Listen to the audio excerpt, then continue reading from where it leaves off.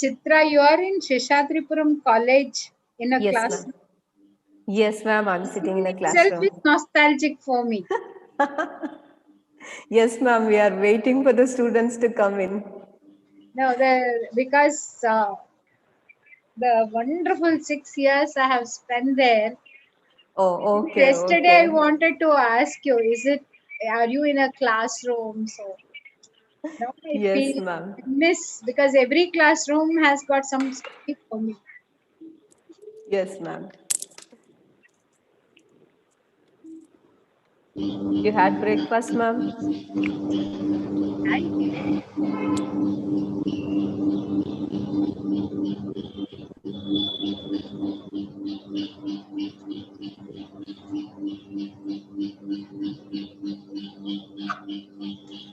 I think there is a sound. Somebody has unmuted.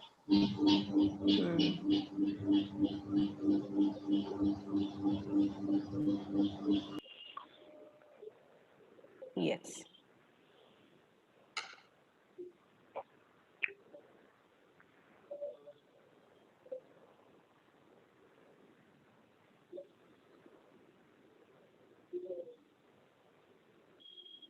And happy to see all of you without the mask, at least online.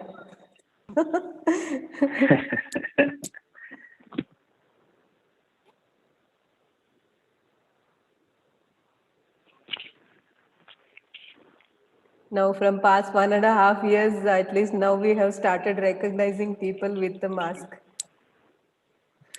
Life has taught us Corona has taught us the real meaning of life, Definitely, yes. the beauty of life.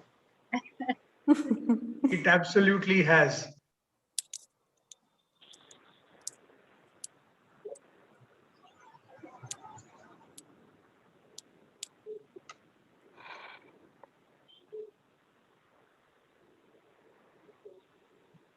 I think, Bharat, now we can start.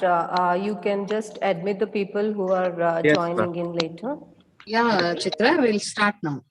Yes, ma'am.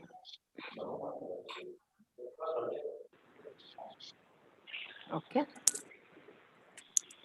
Good morning to one and all present here.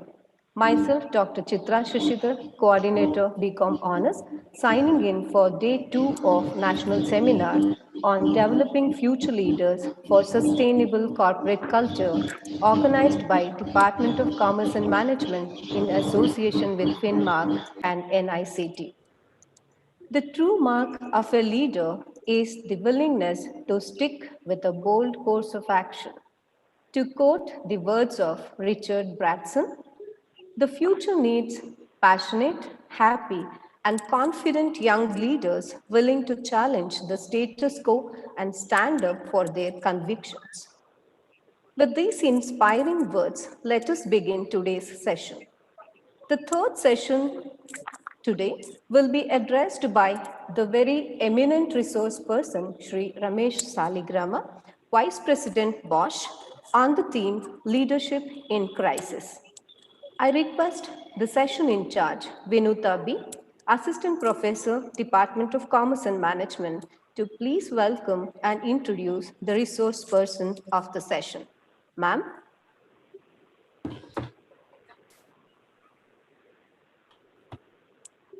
Over to you, Vinuta.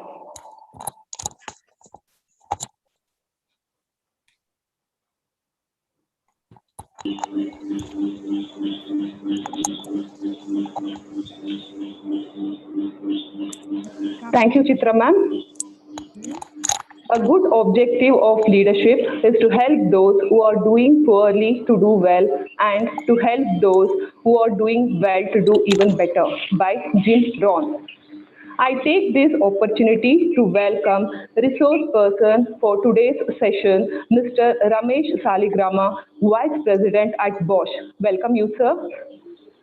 It is my Thank privilege you. to introduce Sri Ramesh sir to the August gathering.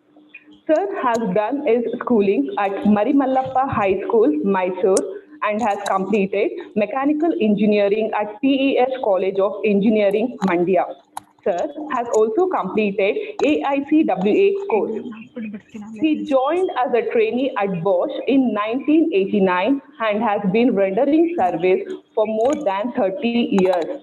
This shows that passion, commitment, and hard work can take you to great heights. That is, from trainee to vice president at Bosch. Sir is also a member of BCIC Management Committee and chairman for Energy, Environment and Water Experts Committee.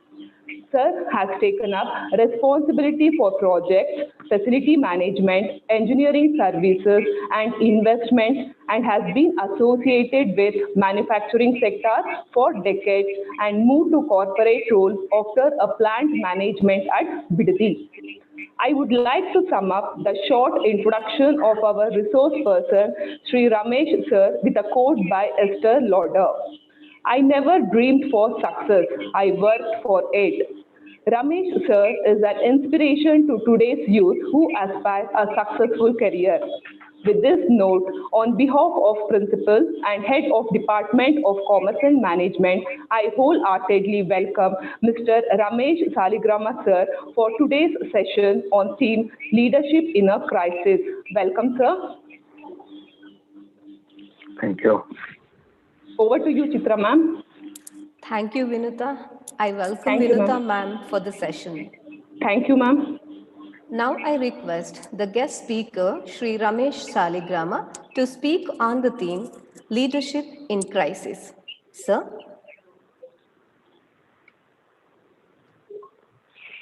Over to you, sir. Yeah, good morning to all. Good morning to all. And it's my honor morning, and privilege to be in today's session. Hope you can all hear me. I'm Yes, audible? sir. Yes, sir. You're audible, sir. Okay.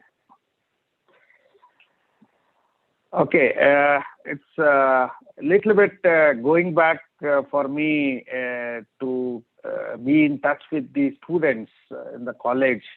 So I was just yesterday evening when I was just looking at my calendar, tomorrow I'll be in touch with the students.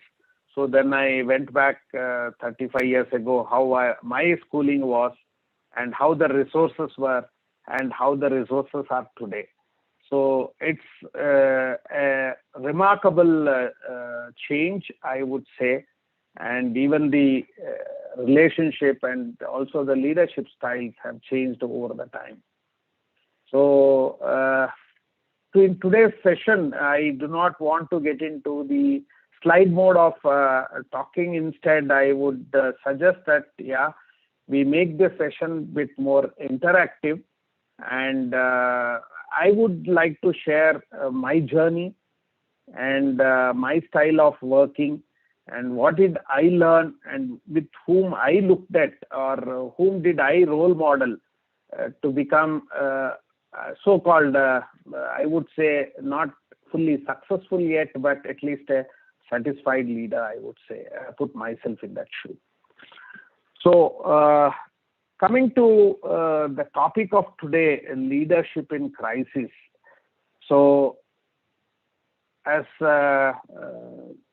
Ms. Nandini ma'am was rightly telling, the pandemic has taught quite a bit for all of us. And even especially to many organizations and many leaders. And the way we were leading the change or way we were leading the tasks and to the overnight switching into leading the crisis means quite a bit. So fortunately, I was given a chance in Bosch to head the crisis management for pandemic for Bosch across India. Just to give a perspective of Bosch, we are about 40,000 plus associates across India. We are with about 18 different locations, and majority of our workforce or the business, I would say, is rooted in Karnataka, mainly in Bangalore. Bosch started in 1953, and next year, we would be completing 100 years of Bosch presence in India.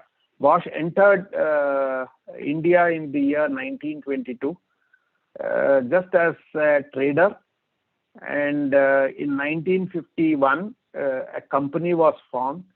53, you might have all heard about Myco then. So Myco is nothing but today's Bosch. So Myco was formed in the year 1953. Our headquarters is in Kodugudi, near Koramangala, and this place is still there, and it has grown over the years. And it started with one location and moved across India. And the business today, I would say we are about 20,000 crore plus company. Again, different portfolios. Now, coming back on the crisis part, from the roles perspective, the clear objective is there. How do we implement this COVID appropriate behavior across all our locations? How do we sustain business continuity? End of the day, how do we care all our lives? So I would say that, yeah, all our 40,000 people, how do we care them? So these are the three main objectives we lived with. And over the last 1 year, we have seen ups and downs. We have learned a lot. In fact, the first learning came up because when we had a lockdown, all of us were sitting at home. And this time was fully utilized. What is that we need to bring when we restart at all our offices or manufacturing locations? So during that almost 8 to 12 weeks time, the time was utilized in setting up standards and testing the standards and deployment or delegating this to the different locations. This journey was followed by already in each location where we would say that one by one state after state started opening up. Each state governments had a different guidelines to say that what do we learn from one state and we bring it in the other location in the other state. So there was a spurt in infection in one of the locations, that was in Karnataka only. In one of the locations, out of 6 we have in Karnataka, we had a high amount of infection or the reported infection. Here where I would say the decision making and staying courageous as a leader was brought here. So there was a dilemma. Government was not supporting the testing across wherever we want. On the contrary, our neighborhood, because there was a threat, if we test, we will be tested positive. If we are tested positive, we are asked to close the location. So this was a dilemma between should we test or should we wait for infection to spread. I think here where the leadership team got together and the call was taken against all odds, let's believe in our standards, let's test everybody. Now, the resultant of this, I would say we could see about out of 3,000 people in that location, almost 200 people were tested positive. And believe it or not, before the test started, everybody had an anxiety that if I go to work, I may get infected.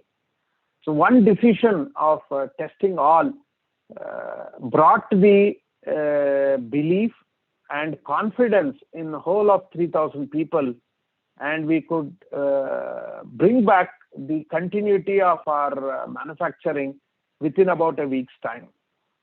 Before we started, all our neighbors, big industries, they started laughing at us.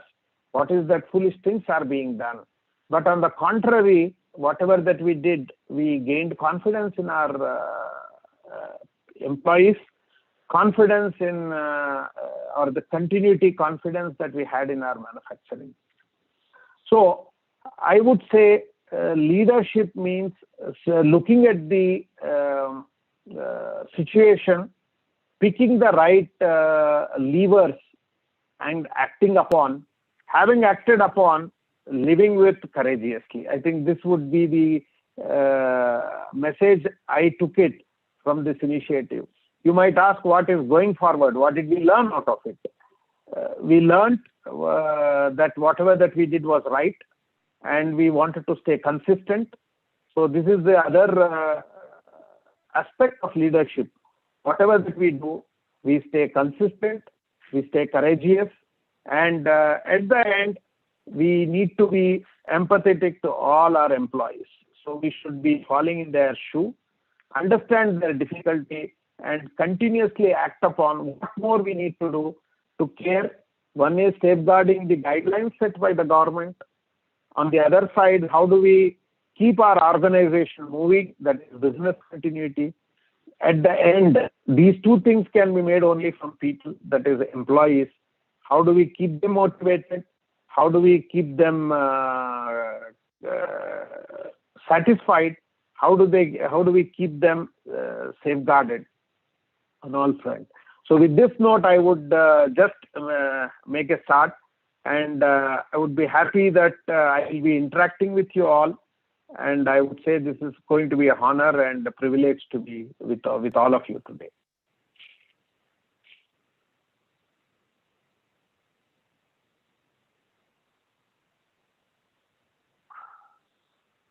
Sir wants this session to be interactive session. So participants can share their opinion.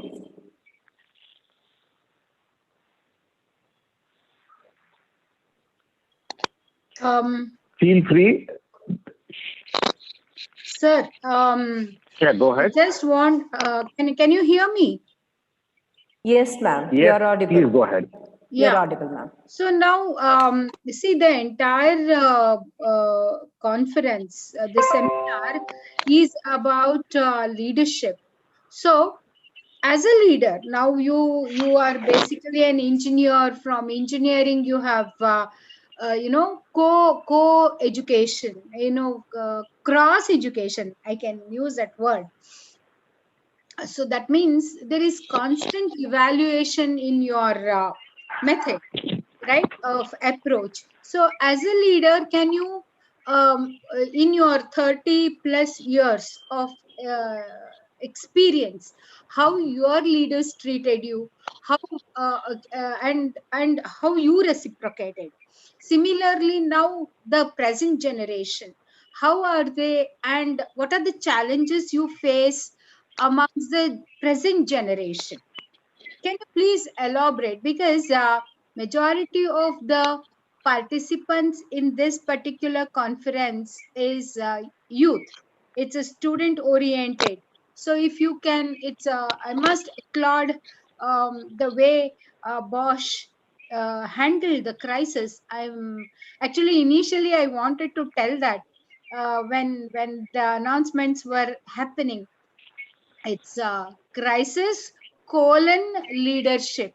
So it's not a crisis in leadership, it is a crisis how the leadership manages to attempt. Anyway, keeping that in the focus, as a leader, can you, present day leader, can you do a little comparative analysis about how your bosses treated you and the present generation looks at you?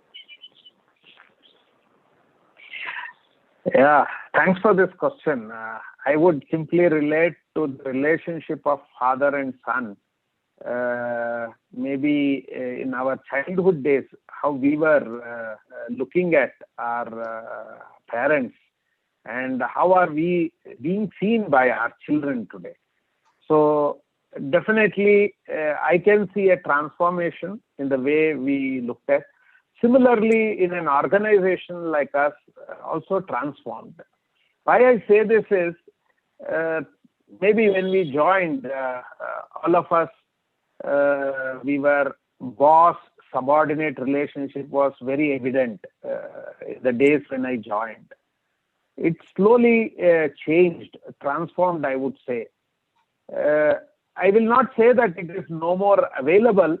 Hierarchy is not dismantled, but the hierarchy seen then, the hierarchy seen today has totally changed. Same thing I bring back. Each of the audience today who are students, maybe you can look up to your parents. How are they treating you? Probably in my days, I used to see that, yeah, whatever father says, yeah, it is correct. I simply obey. Today, my children, I will not advocate that. I would say that, yeah, today children are between the relationship between the parent and the child is like a friend, a colleague, and learning each other. Because the changing times, it is not only the child is learning, but even the parent is learning in these days. So I would bring the similar relationship what is happening in the organization like us. So this is the changing times, and each one of us are learning and getting adapted to the changing times.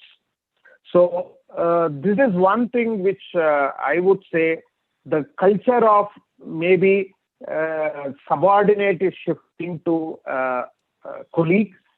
So you would say that, yeah, the hierarchy maybe in the conventional organization, maybe there were dreaming that, yeah, how I will climb 10, 12 different steps so that I can become at the top. Today, there is no, I would say that, yeah, climb possible. One can jump between the ladder and say that to reach in the up the organization. So various opportunities. So I never heard of startups in our days. Today we can see the engagement between one leader to another leader. Age is not a criteria. It is mainly the skill and the competence is the criteria. So one point which you touched upon, did my education between on the technical to the commercial front, how did it help me? Is it supporting to my leadership behavior or to my organization needs? I would say a big yes and a bold yes. And my advice to all of you, anything as far as the qualification is concerned, don't undermine any qualification that matter.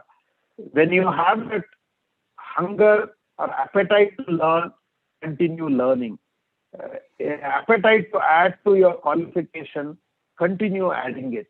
It will definitely pay the returns in your the next organization life. It's my own journey. I never became a controller or as a cost accountant by qualification. I never became a commercial person, but I remained always in a technical leadership, but having a commercial background. So the amount of respect that I earned from the commercial colleagues, one is, of course, everybody knew that I am a commercial background person, but the common sense or the knowledge that we develop, and even in technical terms, how I can be more cost effective, how I can be more efficient, how can be more effective if you keep demonstrating, this is something the dividends are paid by your colleagues. So I would say that don't undermine any of your educational qualification. It will be a continuous dividend. It is like equity never dies. I would say it keeps paying you the dividend for the whole of your life. This would be my take in this as far as the additional cross, I would say, qualification is concerned.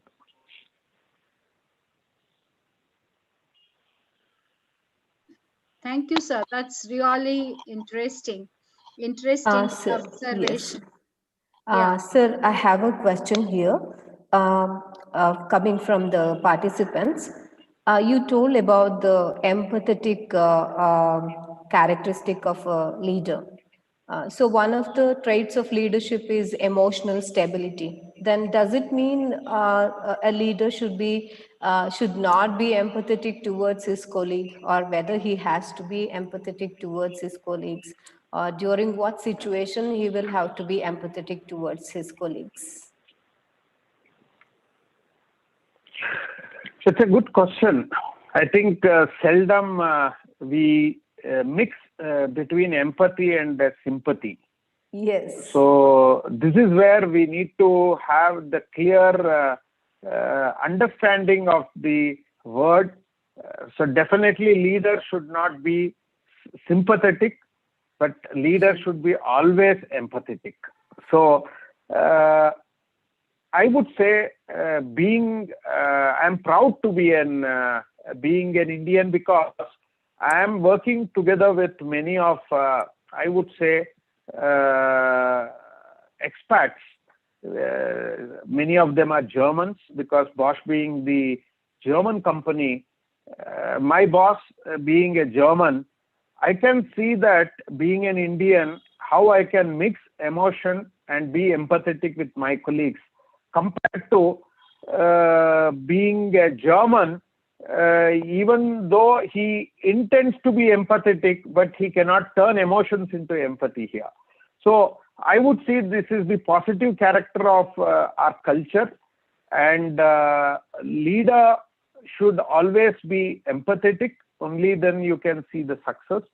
Empathy, how it gets developed is, say for example, anything for that matter, in a crisis time, always you have to fix yourself in the other's shoe, and at least you have to experience yourself. If I were to be in his shoe, how the situation would be, how I could handle it. So this is where a leader can extend and distribute his, I would say, the capacity towards where support is needed most. So this is where one can look at and stay empathetic and be successful as a leader. Thank you, sir. One more question is here, sir. Can you help us in identifying the difference between the method of dealing with crisis as a transformational leader and a transactional leader? As a transformational leader and transactional leader.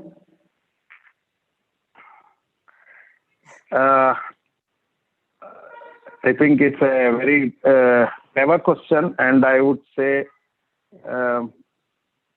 many say that I am more transactional than transformational, but nevertheless, I think I would bring this transactional. Basic case. Transactional means, if I were to make myself in my earlier role as a plant manager, I was heading Bidadi manufacturing unit with about 3,000 people.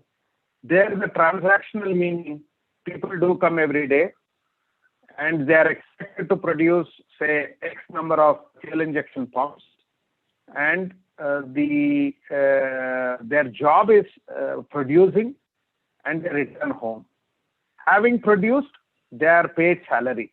So this is how we remain transactional most of the times, being a leader.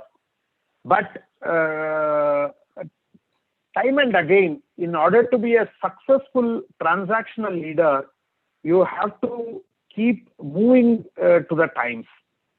For example, I would say when I joined Bosch, we never saw a computer at that point of time. Computers were seen in our college, yes, and the basic Fortran that we learned. And even after joining to a multinational, we were still communicating to what is called as a green memo. That means that's the communication medium, which is a written one. After about, say, 3-4 years, each floor started getting one computer. The computer is to be of bigger, like a television today. Those days we used to see a computer of that size. And anybody goes and sits in front of the computer would be treated like a learned, and he is having high privileged person. But the times have changed. But the times have changed for good. To stay with the same transaction, employees come, they do manufacture or produce fuel injection pumps, and they are paid for their salary or for their efforts and the return.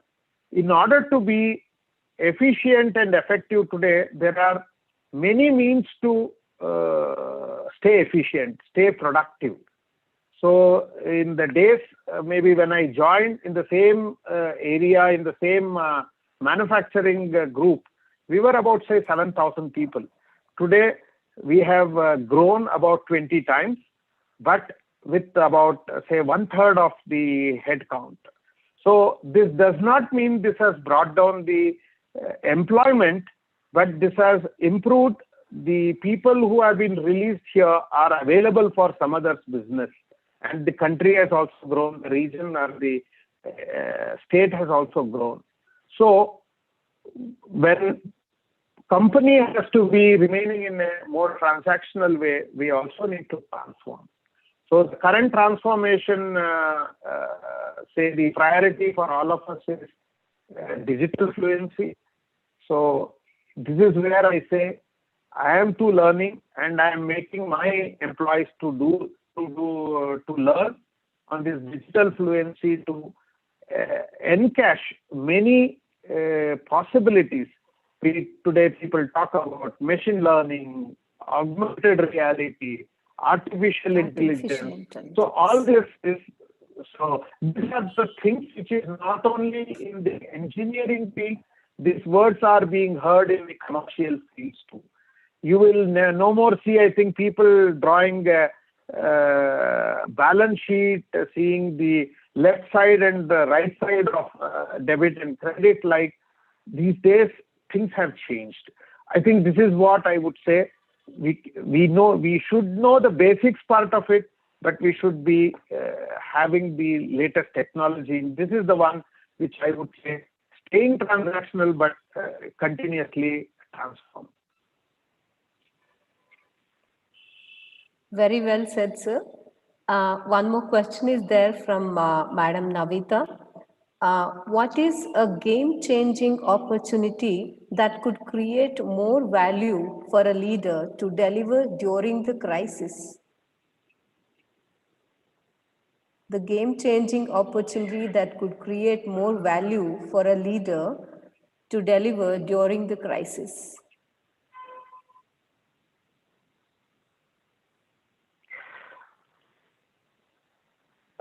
Yeah, I think a little bit I am just trying to relate for the last 1 year, what all opportunities that we gathered due to pandemic. And of course, we remained with the Bosch values. Of course, not but taking away any of the, I would say, the jobs in this. So if you ask me, have everybody got back to the work? I would say only 40% have gone back to the work. But having said this, if you ask me whether our business, has it dropped by 60%? The answer is not. The business has grown by 20%. So how is it possible? So I would say that, yeah, people who could still work from home, they are encouraged to work from home, still deliver their work. Because I would say Bosch, even though many people think that we are a startup company, but out of 40,000, which I said, over 20,000 are software engineers. So we do give software support or the engineering support to the whole Bosch world sitting in India. So I would say the world did not stop, and each country had the pandemic at different times. So the work from home for this 20,000 and odd people, business never stopped. Business still continued. And in this software areas, many new requirements came up due to pandemic. Many started asking, how do I track my associates whenever they are in the manufacturing plant, they are wearing the mask or not? Okay, it has got two ways of looking at it. One is I leave marshals behind or police police behind each one to say at all times whether he wears mask or not. But on the contrary, we could find opportunities to bring as a solution to see virtually, can I monitor my associates whether they are following COVID appropriate behavior or not. How did we do it? We had few products like it could be camera, video analytics that we could bring, and we could reach them back to the line leader to say, hey, in your line, there are 2 people who are not wearing masks. Can you go and alert them? Instead, that leader need not be standing behind anybody. We could bring some solutions to ease the line leader to do his business, but also monitor his associates. I brought one example as an opportunity. So this pandemic has brought us many different opportunities. Be it, I would say each one of you may be sitting at home, never allowed online buying. Maybe each one of us may be doing, even the panipuris are being ordered. And it is because always we felt it has to be eaten by a person who just delivers into the cup and I gulp it. But today, sitting at home, the same freshness you can get it, the same flavor you can have it.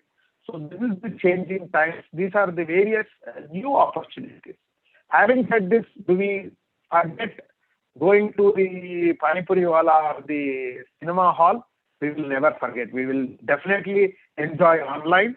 In addition, we will also start practicing the habits that we had in the past.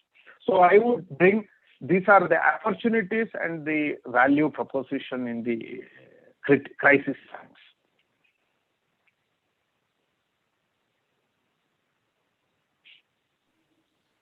Chitra ma'am, excuse me ma'am, I have a question. Can I ask ma'am? Yes, kindly go ahead. Sir, very good afternoon, sir. Very good afternoon, sir. Actually, if you look at all the organizations today, it may be in any country for that matter, we see people from different ethnicity, background, we see people from different age groups. So in all the organizations today, what you can clearly witness is that you have a mix and blend of people from different age group, different ethnicity, different background. So can you just throw some light upon the importance of diversity in workplace, sir, and its importance in organizational growth?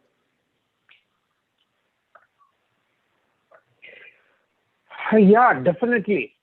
So have you seen the Uri movie? Yes, sir. Yeah. Have you seen that the mix of people who are chosen by, let me not take any names or let's not be any political or anything. Don't mistake me for this.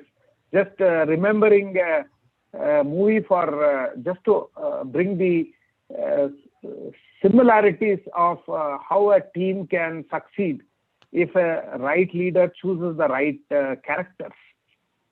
So if you look at that, there are characters like, I would say, the go-getter. You would put it as a person who is that major who goes and is the front in the field. He leads a team. There is another person as a leader, he chooses when he goes to DRDO and catches a student who is innovative in whatever the, in reality, we definitely see that.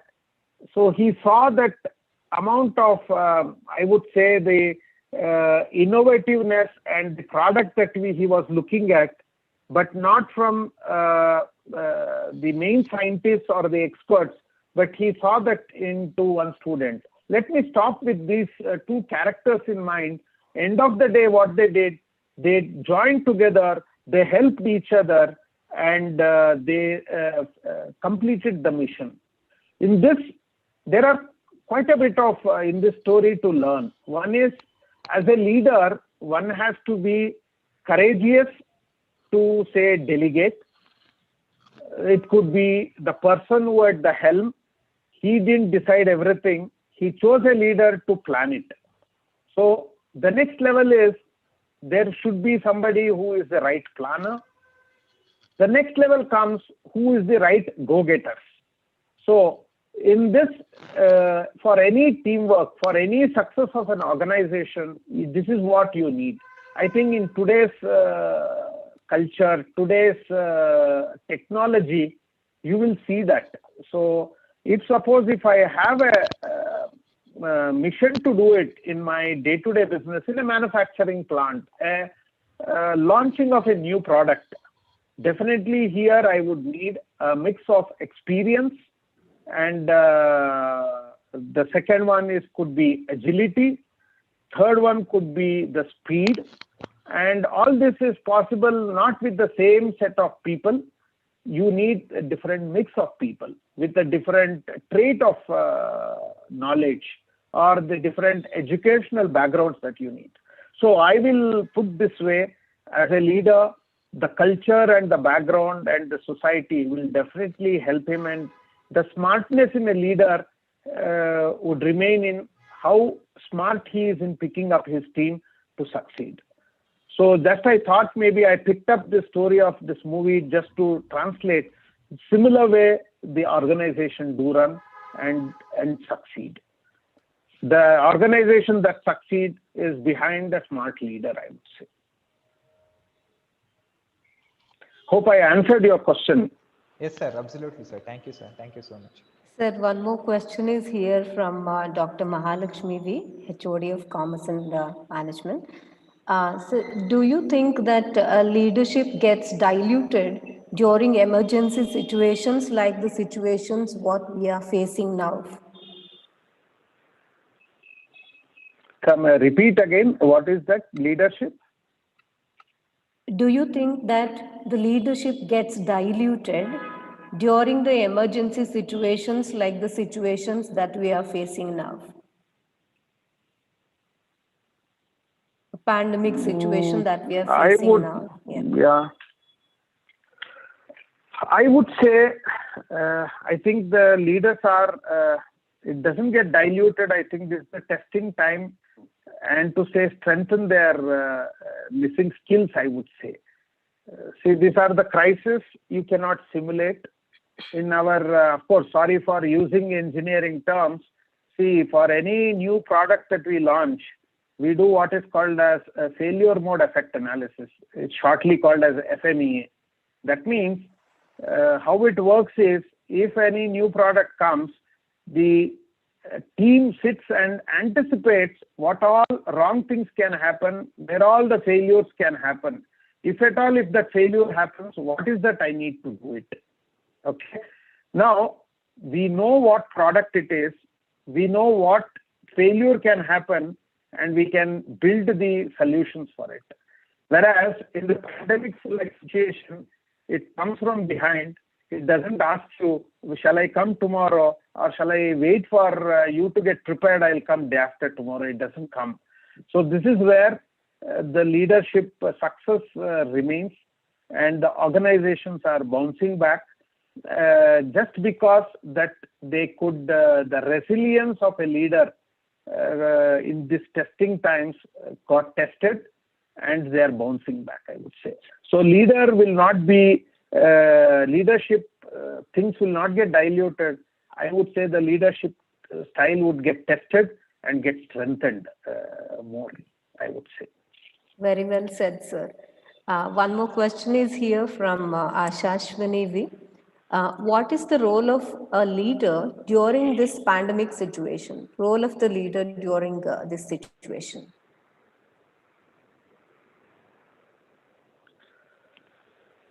Yeah, in this pandemic situation, one is, as a leader, should be, as we already spoke, should be empathetic and selfless, because many a times we might feel, say recently we are organizing vaccination camps. Yes. So vaccination camps, if we have to do it in our premises, we need volunteers. If I need volunteers means one has to volunteer to come and support the initiative. So one will say that, no, if I come to such a vaccination area, I may get infected, so I will not come. So one has to see that, yeah, if he or she has to also get vaccinated, somebody should be there to vaccinate them. So we should say that, yeah, how they could, they are not, say that, yeah, how they could, they are not robots or anything where they will not get infected. So the point here is, here as a leader, when you intend to do something, you will get a lot of such things.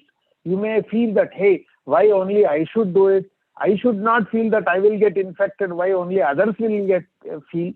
This is a part of the game. So this is where one has to stay resilient to say that, yeah, these are part of the game. When we said volunteers, we should only choose volunteers for this. Now, the point here is to say, in this journey, I missed this little bit. The question is on, sorry, can you repeat that question? Just I missed in this discussion. Can you repeat, ma'am, this question? What is the role of a leader during this pandemic situation? Okay, sorry. So, one, as I said, he has to stay empathetic. One, he has to stay resilient. Third one, he should be trustful to whomever he chooses. Last one is he should be motivating his team, because in this pandemic situation, your targets are clear. Nobody should get infected. That's your vision. But definitely some people will get infected. I should not blame the team that, yeah, because of their inefficiency, somebody got infected. So we should say that, yeah, this, had we not done something, maybe the infection would have been 10 times. Could be that I could control in a scale of 1:10, say maybe at 1, not at 10. So I would say as a leader during this pandemic time should be highly motivated, and this is where at all the times he is as a role model. He stays, and he stays behind every volunteer, and to say, and always encouraging them. This is where rewards and recognition is something is spoken about. So he should recognize and continuously motivate his team to do better things for tomorrow. So this is the few qualities I would say as a leader to hold this pandemic situation. Thank you, sir. One more question is there from Divyashri. How to keep the team motivated during conflicts in leadership crisis?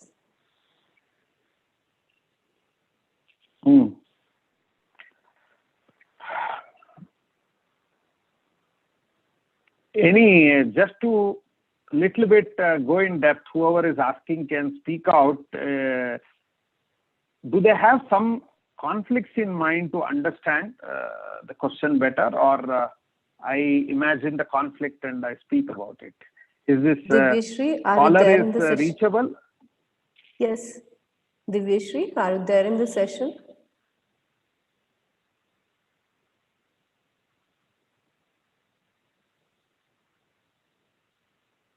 I think there is some technical problem. I think she is intending to ask how the team can be motivated during any leadership crisis, or if there is a conflicts amongst the leaders themselves, then how you are going to motivate the team.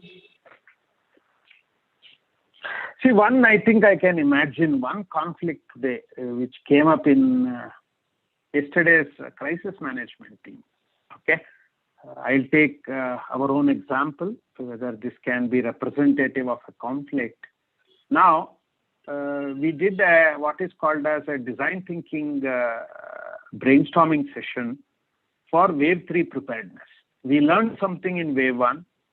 We did quite a bit of big lessons we learned during wave 2, because it caught us for a surprise. So we do not want to have a similar surprise for wave 3. So we had a workshop. We set ourselves the 3 different targets. If at all, if wave 3 comes, we should not have any more fatality of our Boschler, for example. We did lose quite a few people during the earlier wave. I felt sorry about it, but going forward, we said, can we think about avoiding any more fatality? This is one target. The second target as an enabler, can we keep our infection rate to our employees, say, below 5%? So 5% of our family, Bosch family, I would say. Because you might ask, is this 5%, is it not too high? India itself has not seen 5%. But in wave 1 and wave 2, we have seen the people getting infected who got reported and other things in our own family is to an extent of about 10 to 11%. So we just simply took like, can we cut half of it? So can we contain anywhere below 5%? The third target that we took, that how do we keep up the wellness of our associates wherever they are? Could be mental wellness, and second one is financial wellness. So when we were talking about it, one of the things which we said, vaccination is medicine. So the action for all of us is to vaccinate all. If I vaccinate all, maybe the infection will be less, could be fatality can be avoided. So these are the main targets for people. Now, since we are an international company, we are bound by the guidelines across the world from different regions. So in Germany or in Europe, this privacy law is very prevalent. May not be so strict in India. So in Europe, we are not supposed to demand to one get vaccinated, or even if somebody is vaccinated or not, you cannot demand evidence. So it should be left to the choice of an employee to say whether he wants to share or he doesn't want to share. These are seen as a privacy requirement. Coming to us, the conflict is we want to vaccinate all. On the contrary, we cannot get into their privacy. This is the bigger conflict that we have. How do we resolve now? Now, we need to weigh between these two. Are we in this region? Are we so bent upon this privacy? Because today in the mobile, anything that it comes, we just click agreeing to the terms, not knowing about what all I will share today. We are in that world today. Are we losing some amount of privacy there? The answer could be yes. I don't want to get into that debate today, but I still feel that, yeah, we are liberal in sharing my details. So on the contrary, if I don't vaccinate somebody, if they join together with those vaccinated, the vulnerability or the consequence is quite high. So between the two, as a leader, we should see what makes sense and how do I handle the minority. Today, I would say people rejecting to get vaccinated could be a minority, and majority would still say that I volunteer to get vaccinated. So this is where, as a leader, support the one which is a majority prevalent, and the minority cannot be ignored, to see that how do I, each one case I handle them, can I counsel one and all, can we still reach the target of vaccinating all, or if there is something genuine addressed by an individual who doesn't want to get vaccinated, how do I still secure them, how do I still support them to not to get infected and no eventuality happens. So as a leader, one has to look for the weightage, what makes sense at that point of time to take the right decision. Sorry, it was a bit longer thing to say. Just I thought of bringing the context to talk about the conflict. Thank you, sir. One more question, interesting question is there. Being an engineering student, what motivated you to do ICWA course? Did the course help you at the workplace? It's an interesting question. If you ask me, okay, like today, I come from Mysore. When I joined Bosch after my engineering, this is my first job, still staying in my first job. So there was nothing in the evenings to do. After my job gets over, I didn't know what to do. So this is first motivation behind to do something, to learn something. Why only ICWA, you might ask?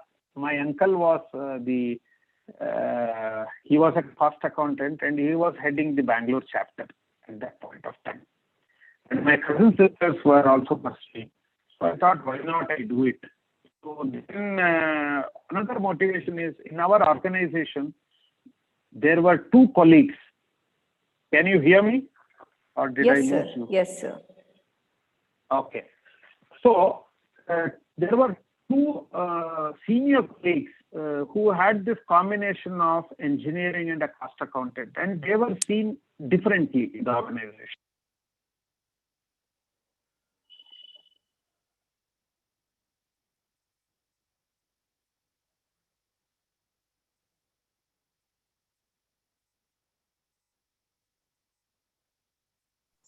Sir, you are muted. think, Sir, you are muted. Sir, you are muted.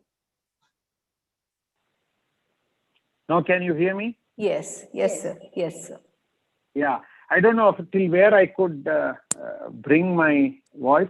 The basic motivation was organization. In the organization, this combination was recognized as something unique. On the contrary, I had somebody at home to guide. When I started in my interim, I did not do well in one subject where my uncle was handling this topic. On that day, he said, you being an engineer, I don't think you are capable of clearing cost accountancy. So that was the challenge he made. I would still respect him. He is my godfather. So since he put me the challenge, I thought maybe I should complete it.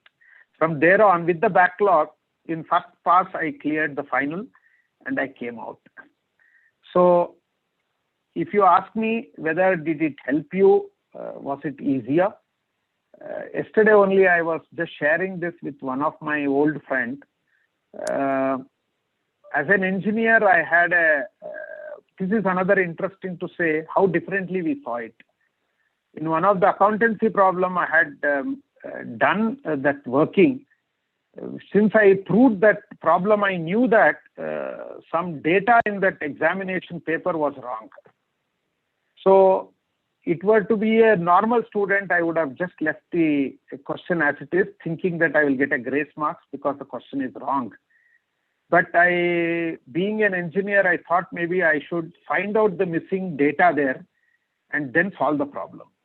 So I created a quadratic equation which I learned in my mathematics in engineering and derived the missing data of that question, and I could still solve the problem on that day. So that gave me in accountancy almost 78 marks in that exam for me. So this is one positive thing being an engineer doing an ICWA. The last one, somebody, you asked me, did it help me in my career? So I think I repeat, Yes. I said it already. I'll repeat once again. Even though I didn't become a commercial head or anybody, I remained as a technical head. But anybody when I was a plant manager, I was heading the technical team as well as a commercial team. Always the commercial team had them that in their background that I'm a cost accountant. I may ask some good questions, even though I may ask a silly question or a common sense question, but people believed me that I will always ask the right questions to them. So they used to come more prepared to me rather than meeting their own bosses, commercial heads. So I would see that this education or a qualification will always pay the dividend for us, and it always helps in your career in one or the other way. The example which I gave is my example. There could be many other examples possible. So one last question, because we are running out of time. Sometimes leadership is being created by external consideration. Is it true? This is a question by Shivakumar A. from ACMA College.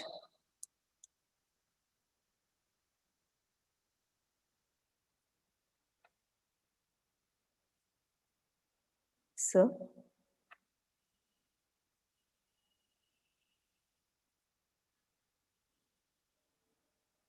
Sir is there in the session?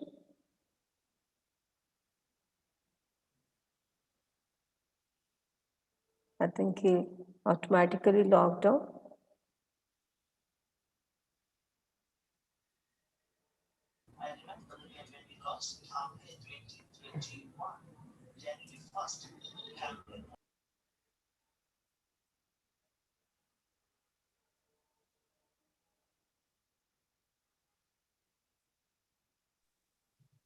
I think something went wrong. He's lost. Yes. I think some connection is.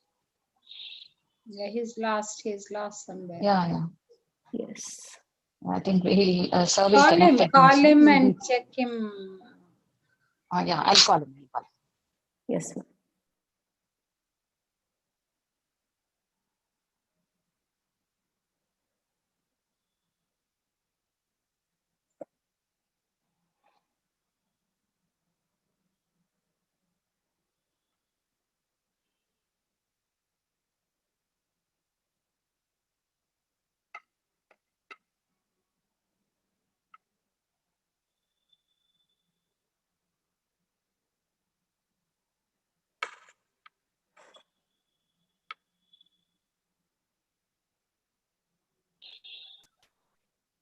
Nandini, I am not able to connect also. His mobile is not getting connected.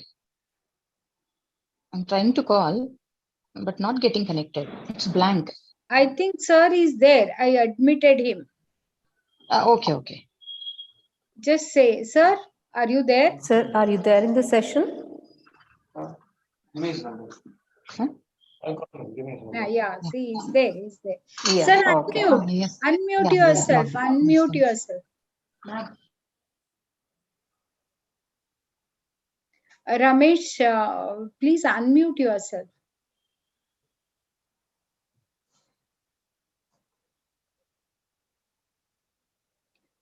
Ramesh sir, please unmute yourself. You are muted. Please unmute yourself.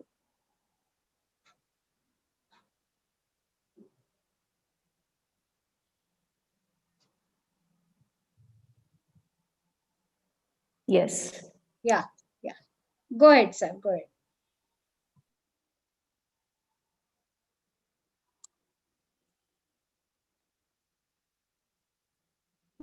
The host has unmuted. No, I think there is some problem with his network. Yes.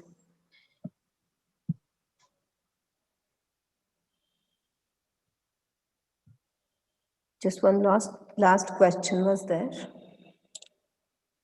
He's there, but he's there. Yeah. I think he's there. His video is off. Sir,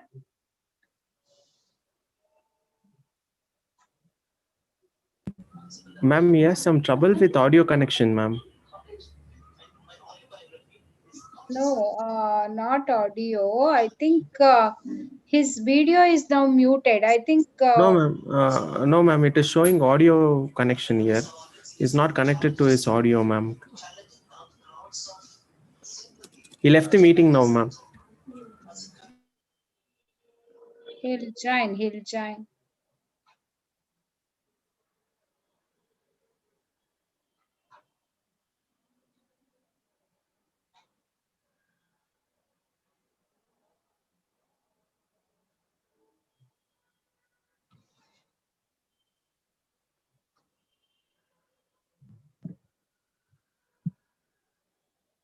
Sir has joined now, ma'am. Yes, he is joining.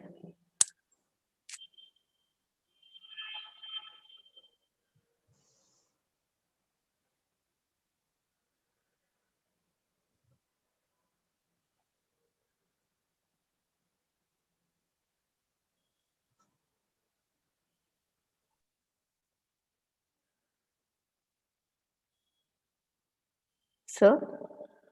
Ramesh, sir?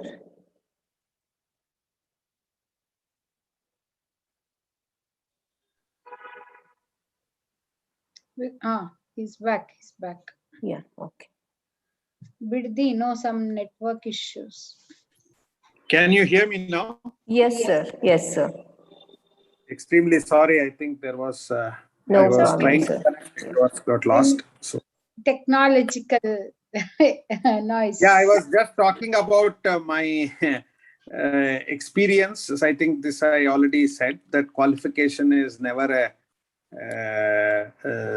I think something more. So it always paid dividend for me, I would say that. I don't know to what extent you could hear me to this answer, or if I need to repeat, I can repeat. We could hear, sir. We could hear. Okay. Sir, one last question I had asked you from Shivakumar, ACMA College. Sometimes leadership is being created by external considerations. Is it true? He's asking. I would say, I think I may not have the right answer to it, but see, people do say that, yeah, people they made, not prepared, or something like that. So I would put it as it's a combination of it. So over our journey, we learn something from our parents. So we look up to others and learn a few traits to become a leader. And of course, even in the journey, as and when the external ambience is given to you, you are, I would say, if the situation prevails, I think you will do it to that time, in my opinion. I think crisis has taught us a lot in this. So had it not been there, maybe we would have been, might have not explored many unknown things, I would say this. Thank you so much, sir. A few of the participants have asked the question which is in the similar line. So I have not again repeated the same thing. Thank you. Yeah, I think now we have finished the questions. Now let us continue with the session. The pessimist complains about the wind.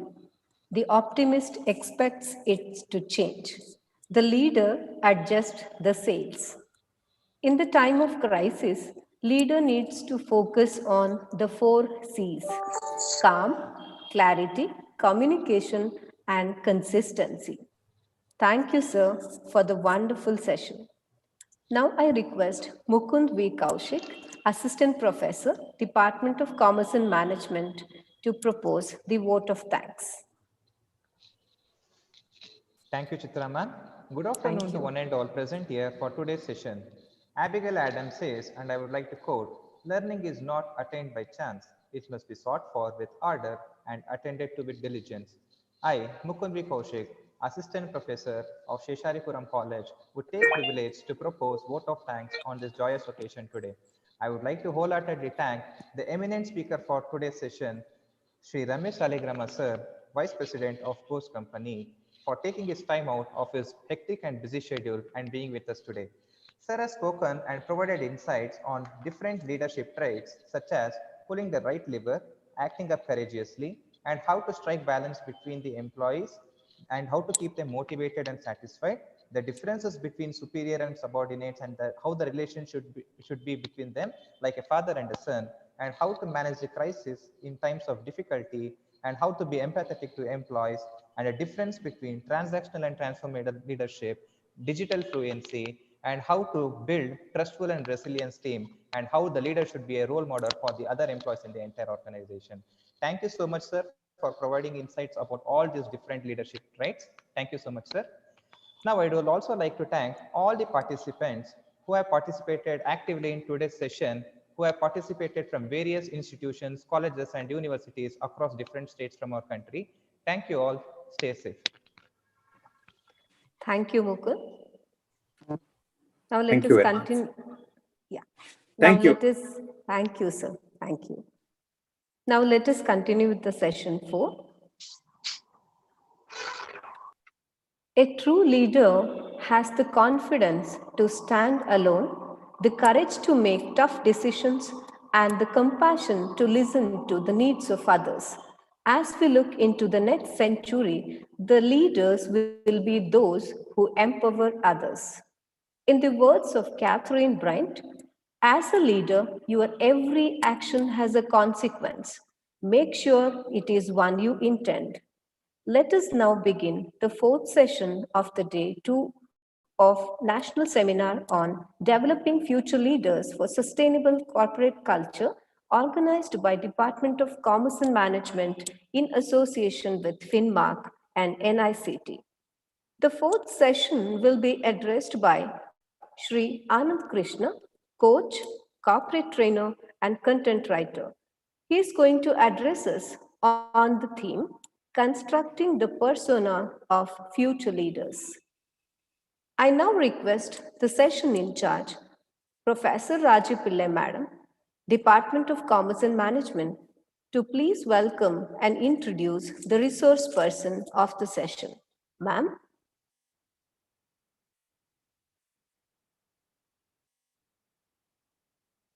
Over to you, Raji Pillai, ma'am.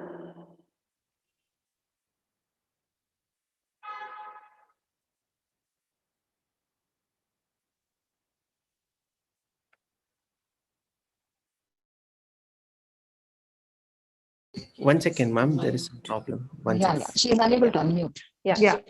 Now I. Yeah, now. Thank you, Chitra. Mr. Anand Krishnan, a business content writer, a corporate trainer who customizes the content as per the organizational needs, a graduate from the University of Baroda in civil engineering and a gold medalist.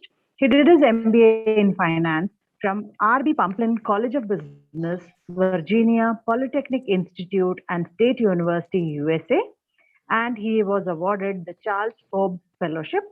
He has more than 22 years of industry work experience and 9 years as a freelancer. The companies he worked includes PwC, Logica, Infosys, and etc. He has won various awards in which includes Group CEO Silver Award at Logica, Infosys Excellence Award. He is a certified mediation from BIMACC and is a guest faculty at various business schools in Bangalore. His hobbies include blogging, mentoring young entrepreneurs, stamps, and coin collection. I welcome you, sir, for today's event. Thank you so much. Thank you, Raji Pillai, ma'am. I welcome Professor Raji Pillai, ma'am, for the session. Thank you, Chitra. Thank you. Now, sir is going to address the session. Sir? Thank you, everybody. Thank you, sir. It's been a very exciting day and a half. I was fortunate to listen in to parts of the earlier sessions, and from Mahatma Gandhi to Sir Vishweswaraya to leadership models to the Nano to the Luna to 5 levels of leadership, importance of listening. Today, leadership in crisis. How do leaders deal with crisis? So much information has been shared. And it sort of took me back to my student days. But then I realized that now I'm on the other side. I have to address students across the country and many faculty members as well. Thank you very much for this opportunity. And let me begin by saying that the last speaker faces a challenge. All that you wanted to say or you planned to say has been already said by somebody else, right? But it is, important to ensure that you are able to sort of overcome those challenges, because ultimately that's what leadership is all about. So let me start. Is my slide audible? Yes, sir. It's visible. It's visible? Yes, sir. Okay, excellent.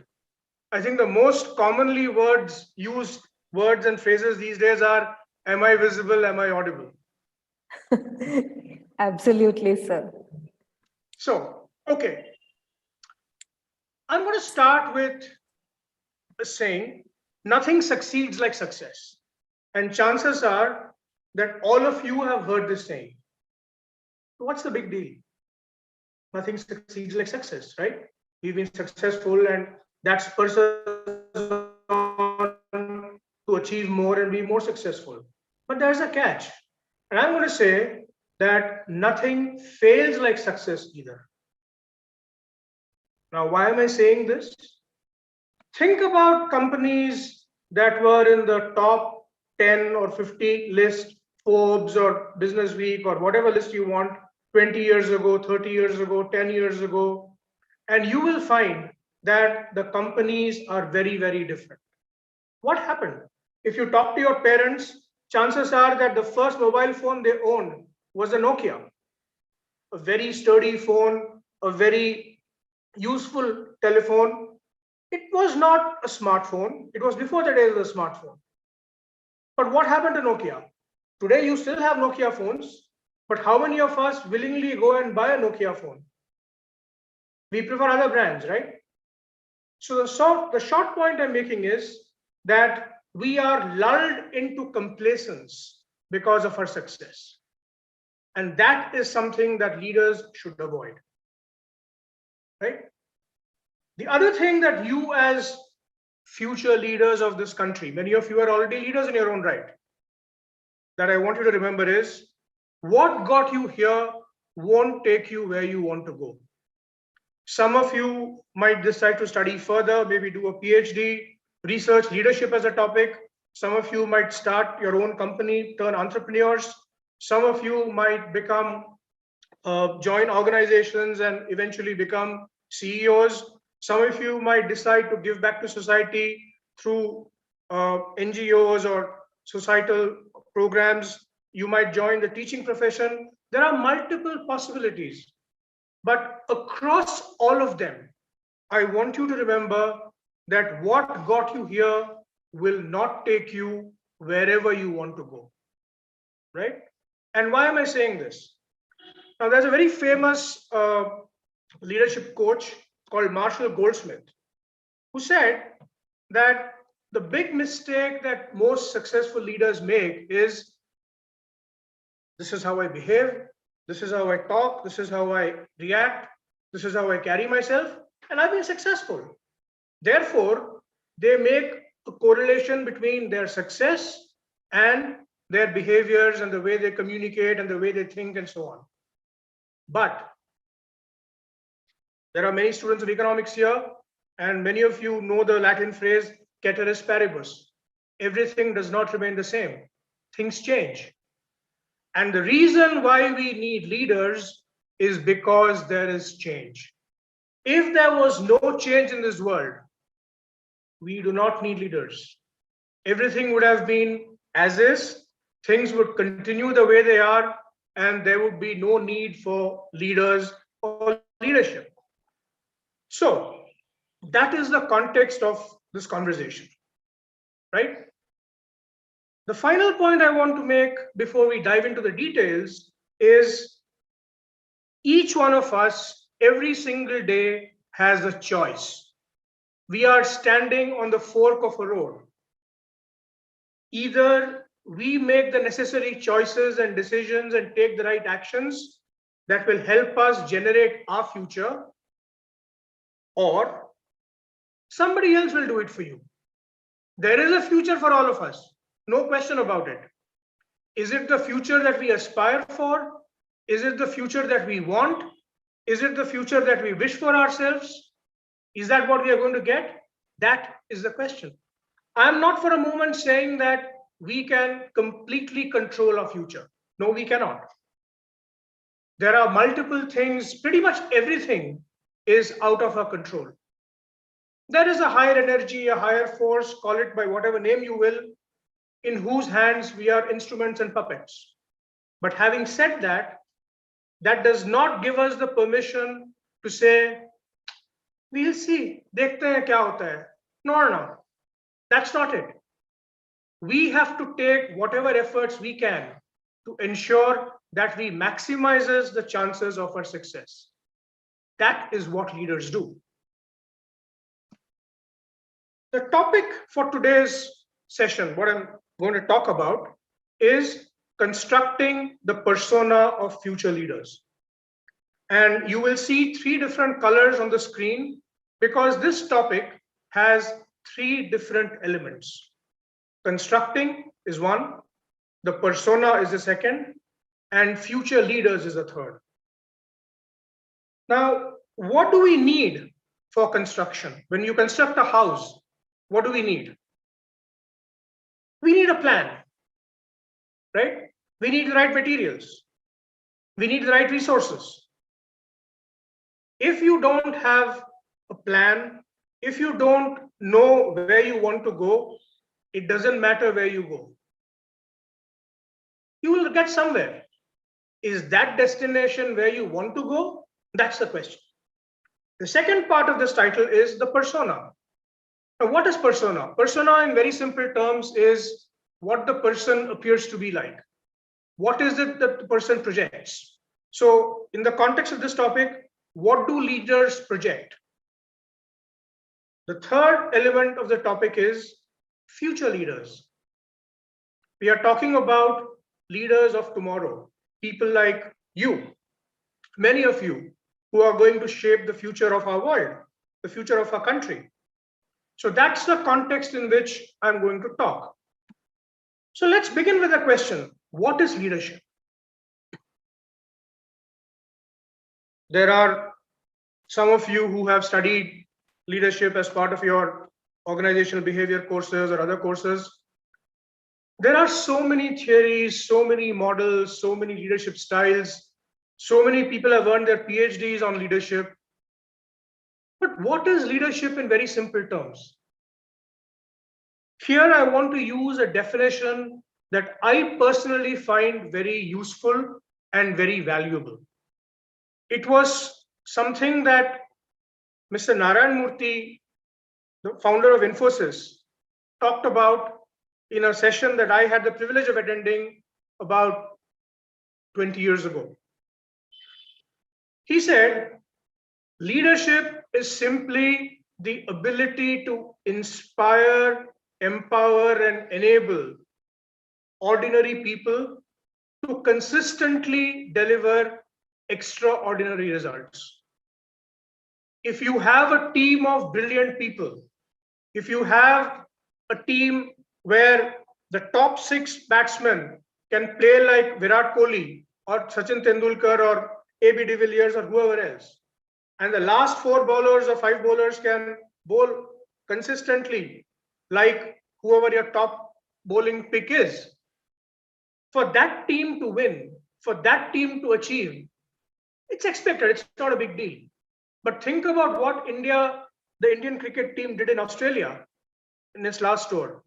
So many of our top players were not there. Our bowlers were not available. Kohli was not there. It was pretty much a second string team. And yet we managed to achieve what many of us would have believed to be impossible. That is leadership.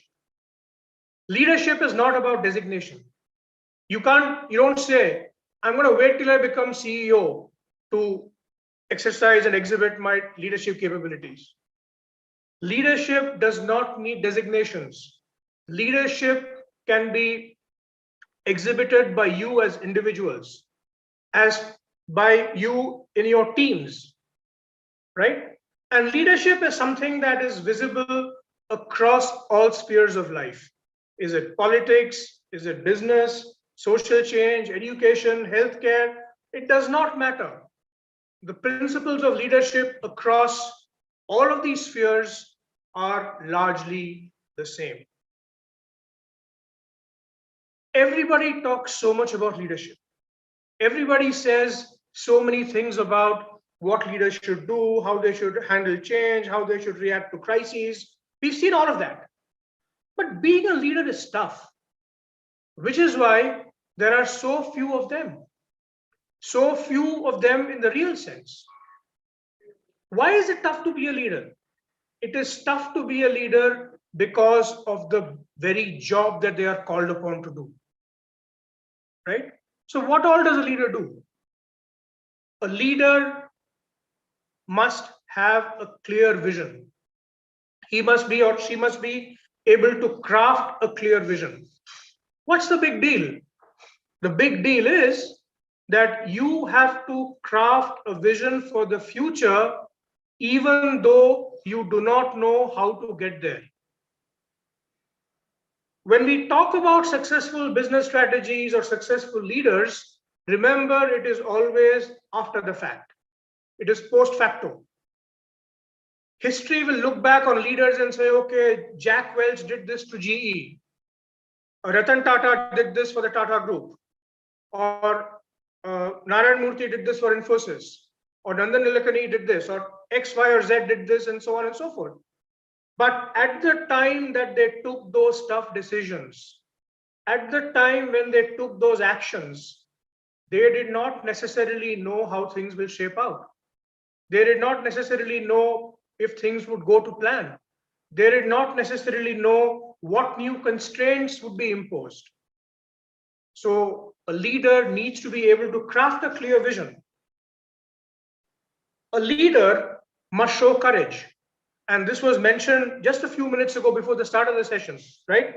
We spoke about compassion, we spoke about confidence, we spoke about courage and responsibility for the consequences. Now, a leader must show courage in the face of the unknown and the unknowable. If you see a tiger in front of you or an elephant in front of you, or you see an enemy that is tangible, that is visible, you can devise strategies to try and overcome the enemy, fight the enemy, face the enemy. But think about the pandemic. Do we know where the enemy is? Do we know in what shape or form the enemy will strike? No, we don't. That is what makes leadership more difficult, because the future is unknown, and increasingly it is getting unknowable as well. A leader's job is difficult also because they must remain optimistic. Yeah, I'm optimistic. I normally look at the good things and, that's fine. Everything will work out. Great. When everything is going well, your optimism is not questioned. Wow, what a leader, sir, he is. He said he will do this, he did this. She said she will do this, she did this. Amazing, wonderful leader she is. Amazing leader he is. But there are elements called uncertainty and adversity that come in. You take certain plans based on information you have, and you execute those plans.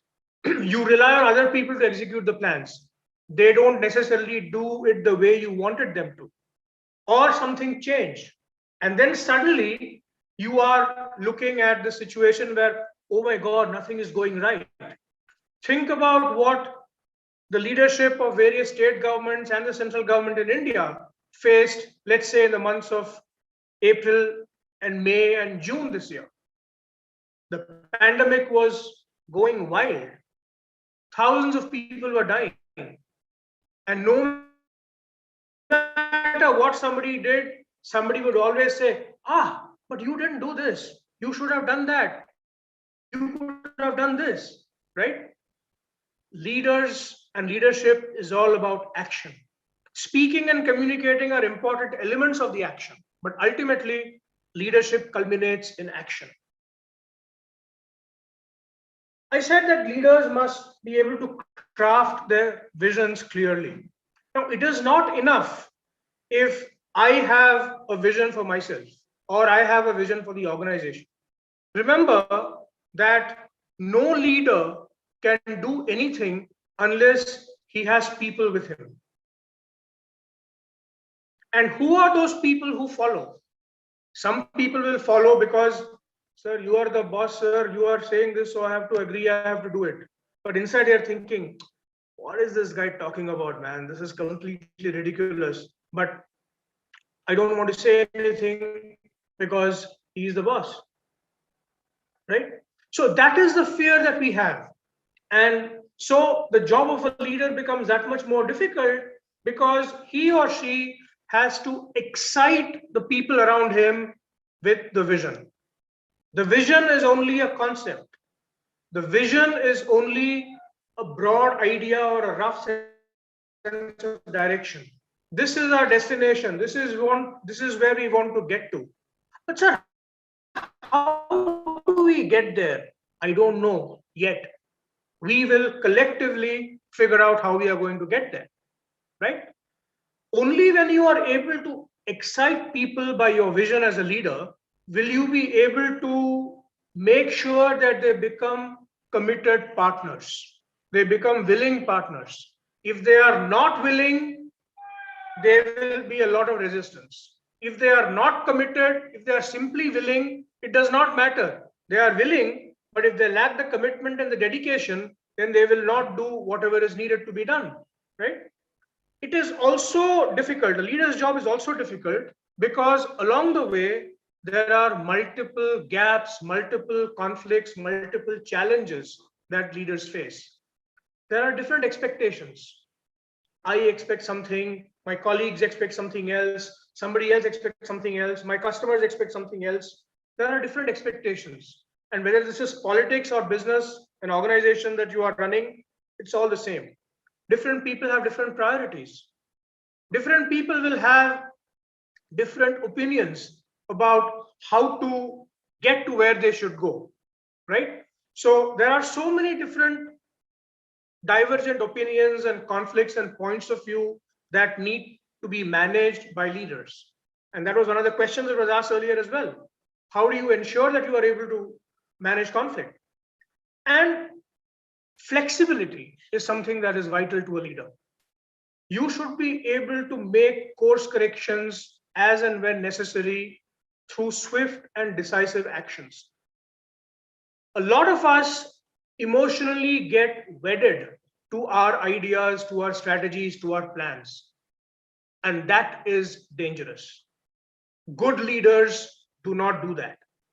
Because the moment you are emotionally attached to a plan or a strategy, you will fight all opposition. You will stop seeing reason. You will say, okay, no, it's okay, that's fine, we will do this. Because you are emotionally invested in that strategy. It's your baby. Nobody wants to give up his or her baby, right? So similarly, as leaders, your strategies are your babies and you don't want to give them up. But there may be a time when you have to say, look, my child has done something wrong and I need to correct it. Similarly, the strategy is not the right one for the organization. Something needs to change and therefore you have to course correct. So this is why it is tough to be a leader. So we've seen what leadership is, we've seen why it is tough to be a leader. So Anand, how do leaders actually lead? Right? How do leaders show the way? The first attribute of a leader is that they are learners.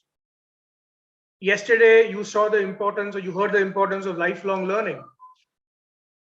Learning is a very important leadership attribute simply because contexts change, environments change, circumstances change, resource availabilities change, objectives change, the people you are working with change, everything changes. If in January of 2020, somebody had said that in the next 2 years, the world is going to change so completely that we will not recognize the world from what it is today, how many of us would have believed that person? We probably would have laughed at that person, right? What are you talking about, man? But you have to learn, you have to adopt new things. The second thing that a leader does is to envision. Okay, there is a challenge right now. There is an opportunity right now. How do we overcome the challenge? How do we make the best use of this opportunity? That is what leaders do. So you have to envision what the future state is likely to be, and then start thinking about how you can get your organization, your team, your people to get there in that direction, right? The third thing that leaders do is to align. Now, alignment means what? There are different stakeholders with different opinions, different points of view, different beliefs, different biases, different prejudices. You as a leader has to align all of that so that all of you work towards a common purpose, towards a common goal, towards a common vision, to ensure that you achieve your mission. Because if you start fighting each other, if there are multiple points of view, it's like a coalition government. You have somebody from the left, you have somebody from the right, you have somebody from the center. Each government or each constituent party has its own priorities. It does not matter whether those priorities are right or wrong. The fact of the matter is that a coalition government is slave to these multiple priorities. And as a leader of a coalition government, you have to manage those different constituencies, right? So that is really what leaders do. The next thing they do is direct. So you as a leader have command over certain resources, certain people, their thoughts, their finances, and so on and so forth. So you have to direct those collective energies towards the desired direction, towards the desired goal. That is what leaders do. And finally, leaders must empathize. Empathy means what? Empathy means being able to put yourself in the shoes of others. Those who are in your team, in your organization, those you work with, your customers, your business partners, your suppliers, the government, everybody. You have to be able to put yourself in their shoes, see the situation from their perspective. Very often, most of us are guilty of seeing things only from our perspective. We have a unidimensional view of the situation and the way forward. Now, whether it is a solution to a problem, whether it is how to take advantage of an opportunity, we have one way. And many leaders think that my way or the highway is the right leadership approach. It may work in certain situations, but it is not sustainable. And since the topic today is about sustainable corporate culture and leadership in that context, it's important that we understand that certain leadership qualities, certain leadership styles, certain leadership models and principles and traits are not sustainable. You may need to utilize them or deploy them for certain situations, for certain circumstances, but then you can't use it every time, everywhere. Finally, leaders should be results focused. There is a goal. So how do you make sure you are making progress towards that goal? You have milestones, you have dashboards, you periodically monitor progress and ensure that, yes, the organization is moving tangibly towards the desired goal. So that brings us to the question, what traits and competencies must leaders possess? Some of these are inborn, most of these are acquired. And therefore, the good news is that each one of us can acquire the necessary competencies to become good leaders. The most important skill, in my view, is that leaders should be listeners. Yesterday, the session on communication spoke about how 45% of our communication time is spent on listening. We don't pay enough attention to listening as a skill. And as students, I'm not just talking about paying attention to what your professors are saying in class. It is about listening to every conversation. And there is a deliberate reason why I'm saying listening and not hearing. Because hearing is an auditory function, involves only your ears. Listening involves your brain. You process the information that you hear, and then you figure out, okay, does this make sense? What am I feeling when I hear this information? What do I need to do? Do I need to push back? What do I need to say? How do I need to say? So there are so many things that happen when you listen. And sometimes when the other person is saying something that you don't agree with, your listening stops. And you start formulating a response. You say, okay, no, he said this, I'm going to push back and say this, no, this cannot be done, that cannot be done. And you stop listening to the rest of what that person says. So leaders, without exception, have to be listeners. The second important attribute that a leader must have, especially a leader in the future, is openness to multiple ideas and points of view. There will be situations when you have a certain point of view and people around you have divergent points of view, different views. And it is important that you as a leader acknowledge them, take them on board, think through them, and then figure out, is it relevant? Is it worth considering? Is it not? And then close the loop with the person saying, That is a good idea, but it doesn't necessarily help in this context. But keep that thought. Let's revisit that as and when another opportune moment presents itself. So you've got to make sure that you are open to these ideas. Many years ago, in Chrysler, the car company, US car company, Lee Iacocca spoke about the not invented here syndrome. He said that when he took over as CEO, most people were very, very allergic to new ideas, new ways of doing things. And they simply said, that's not the way it's done here. Now think about it. Can any innovation, can any change, positive change take place if everybody sticks to the not invented here mindset? The answer is no. So you have to ensure that you are constantly listening and you're open to different ideas. There was a question in the earlier session about diversity. And to me, diversity is not just about having X percentage women or Y percentage minorities or Z percentage differently abled or whatever. It is about harnessing diversity of thoughts. Now, of course, unless you have a certain percentage of women in the team, in the group, you will not get those perspectives. And over time, I have realized that women are inherently better problem solvers. They are able to look at things in a very different perspective. Unfortunately, most men, and I say this being a man myself, are one-dimensional. We tend to look at the straight and narrow. Okay, so this is it. This is what we will do. But increasingly, leaders of the future need to have that multi-dimensional 360-degree perspective. What is the point of being listening and opening, being open to new ideas if you are not a learner? So future leaders have to be lifelong learners. Because remember one thing, that what worked yesterday may not work tomorrow unless you make some changes because the situation has changed.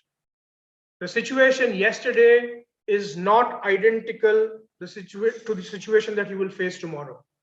So you have to be a lifelong learner. And listening and being open to other ideas is one way of learning. It's not just about books. It's not just about exams. All of us have studied different subjects and we've taken exams, we've written exams, we've got good marks. And at the end of it, we may or may not remember those subjects, right? But in the University of Life, in the University of Leadership, it's more than just the book knowledge that you have. There's a lot more than that, trust me. We spoke about the ability to envision the desired future state. Another important thing that leaders must be able to do or must possess is authenticity. What do I mean by authenticity? Authentic means being true to yourself. So if your value system is about honesty, integrity, whatever it is, if you don't feel that this is the right thing to do, then you should not do it.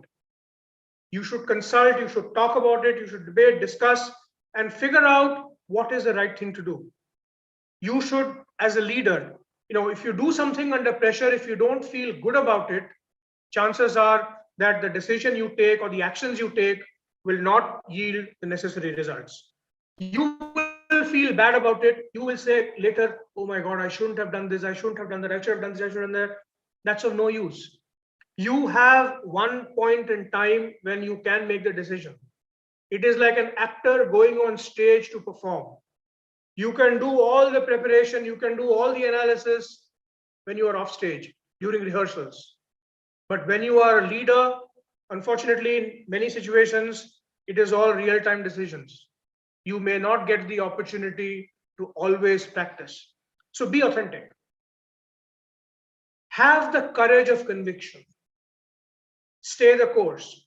Think about different perspectives. Is this the best decision? Do I have all the information? Think about all that. But once you have done all that, take the decision, stay the course. Leaders are all powerful communicators, especially their speaking and the body language. Observe any powerful leader, any leader who sort of is effective. he is an excellent or she is an excellent communicator. Leaders must be able to take people along with them. And you can do that only when you build trust, when you have the right values, and when you exhibit consistency in your behaviors and actions. Today morning, I had a fight with my wife, so I'm angry. And therefore, when I come to work, I yell at my colleagues, I say something that is completely over the top. And then tomorrow, when somebody else comes and says something else, I'm in a good mood. So I behave differently. Not acceptable. Leadership is about consistent behaviors, consistent actions, right? The actions may change based on the circumstances, but you have to have a consistent way of looking at things. Influencing stakeholders, ability and willingness to take informed risks. Above all, personal accountability. Leaders are accountable for the decisions they take and the actions they take and the consequences and outcomes of those actions. You can't say, oh, I did this because I was told by so-and-so to do it. No. On the cricket field, it is the captain who takes decisions. You may have a batting coach, you may have a bowling coach, you may have an overall coach, you may have trainers, physiotherapists, whoever. But at that time, what the field setting should be, yes, the captain will consult the players and so on. So that's really what leadership is all about. Now, since this is about the future and future competencies of leaders, let's look at the future. The bad news is that the future is going to get only more challenging, right? Whether it is innovation due to science and technology, whether it is global political realignment, whether it is lifestyle changes and behavioral shifts in people like you and me. How many of us ordered on Swiggy or Zomato or whatever else 5 years ago? Incidentally, both companies existed 5 years ago, right? Zomato is about 10, 12 years ago old. And yet, how much more popular they have become in the last 2 years. There are social upheavals around the world that are triggered by growing inequities and disparities. And as leaders, you should be sensitive to them because those inequities and disparities will manifest in your teams and the way people respond to what you're saying. The COVID-19 pandemic has opened a Pandora's box, and global warming might open many more such Pandora's boxes. Who knows?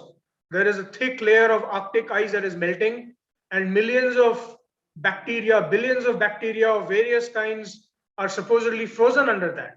So what happens if those get unleashed? Right? Then there are tightening regulations. You talk about data privacy, you talk about GDPR in Europe, companies like Twitter and Facebook and all that had a free run for the last 10, 12 years are suddenly now finding it more difficult. And then there is, of course, rising socio-political activism. People are becoming more aware. The average citizen is becoming better informed. And that obviously has a reaction. That obviously causes a repercussion. And that is that people are more willing to look at taking up causes that they believe are right, which is why you have a Disha Ravi who spoke out, a young college student, right? You have Greta Thunberg who spoke out, a school student. So the future is going to get more challenging, no doubt about that. And therefore, future leaders must be able. Why is this not visible? Is this visible? Future leaders must be able and willing to anticipate and manage changes. Leaders have always done that. But what is difficult or what is different about the future is that these changes are more complex, they are less predictable, and they occur at a faster pace.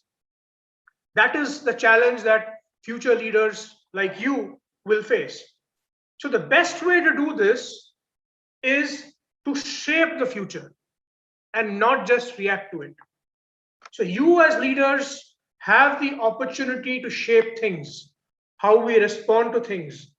Hybrid working today is largely seen as something that is going to remain in place. So how do you as future leaders deal with it, right? So, there was sand on the beaches long before sand sculptors existed, but somebody came up with the idea that we can use this sand and create sculptures, right? There is this famous sculptor in Odisha who periodically comes up with these different sculptures, sand sculptures. So this is an opportunity for you as leaders to shape the future, not just react to it. Clearly, reacting is a choice you have, but reacting does not help. Because when you react, you are simply saying, oh, okay, it's happened like this. What can I do? You start making excuses. You start looking for reasons why something didn't happen or something happened. And you give up your sense of control. Leaders are leaders because they take charge and they are in control. Future leaders will need to disrupt more than ever. There was a previous question in the previous session about a game changer and so on, right? Don't just change the rules of the game, change the game itself. That is what you as leaders have an opportunity to do. Now, I have created a little acronym here: develop insights and strategies to cope with rapidly evolving, unpredictable, perennially occurring turbulence. This is what leaders of the future will need to do.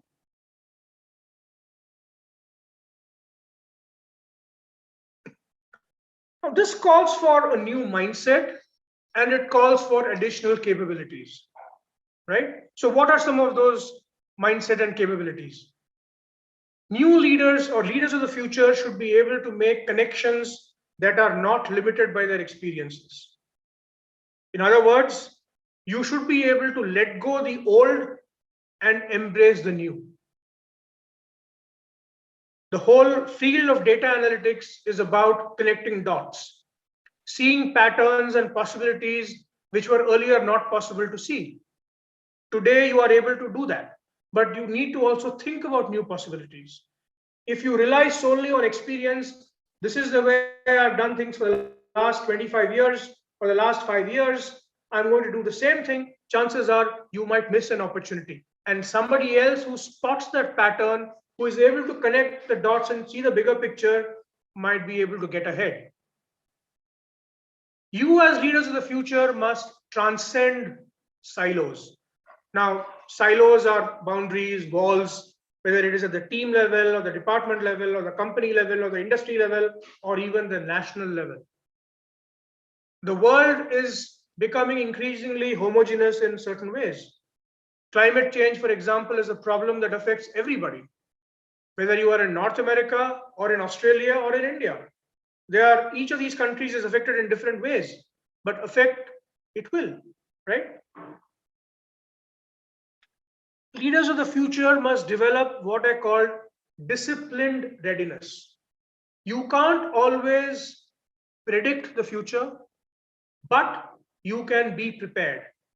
This is like the Boy Scout motto, be prepared. So envision the future, try and figure out what might happen, connect the data, connect the dots, and say, okay, so if a third wave is going to happen, if a fourth wave is going to happen, God forbid, then this is what we can do to be prepared. Cultural immersion. There are many valuable elements of our rich culture. Learn from those and use those. There was mention made about the Bhagavad Gita being a management book. In many ways, it's an excellent leadership book, right? So it's not just about the Bhagavad Gita or one particular text or one particular set of scriptures. It is about culture across. And at the same time, you have to be culturally sensitive. Mr.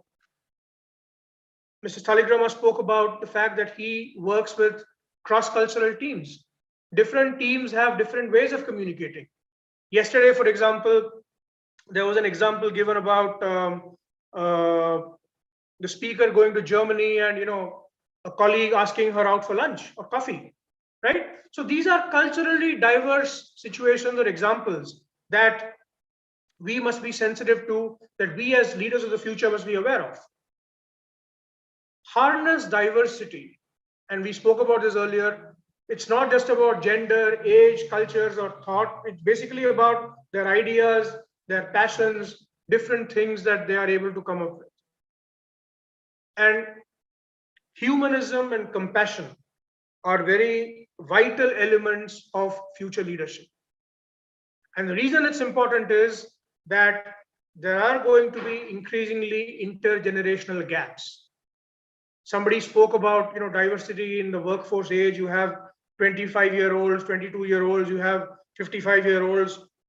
Obviously, there is a huge change in their perspective. There is a huge change in their attitude. There is a huge change in how they look at life. There are studies showing that increasingly the younger generation doesn't so much care for having their own house, having their own vehicle, and so on and so forth. What does this do to homemakers, home builders, home loan companies, car manufacturers? So you've got to think about all of these things. There has always been conflict between man or human beings and nature. Leaders of the future must show a lot more bioempathy. Bioempathy means what? You must learn from nature. There is something called biomimicry. And I would encourage you, after the session is over, when you have some free time, to go and check what bioempathy is or what biomimicry is. There are so many things that we as human beings can learn from nature. Nature is the ultimate architect, engineer, designer, manufacturer, call it what you will, right? We as humans will never ever get close to nature. For example, 70 years ago, there was this scientist who was walking his dog. And suddenly, after he came back home, he found that the dog had a lot of those little things stuck on him.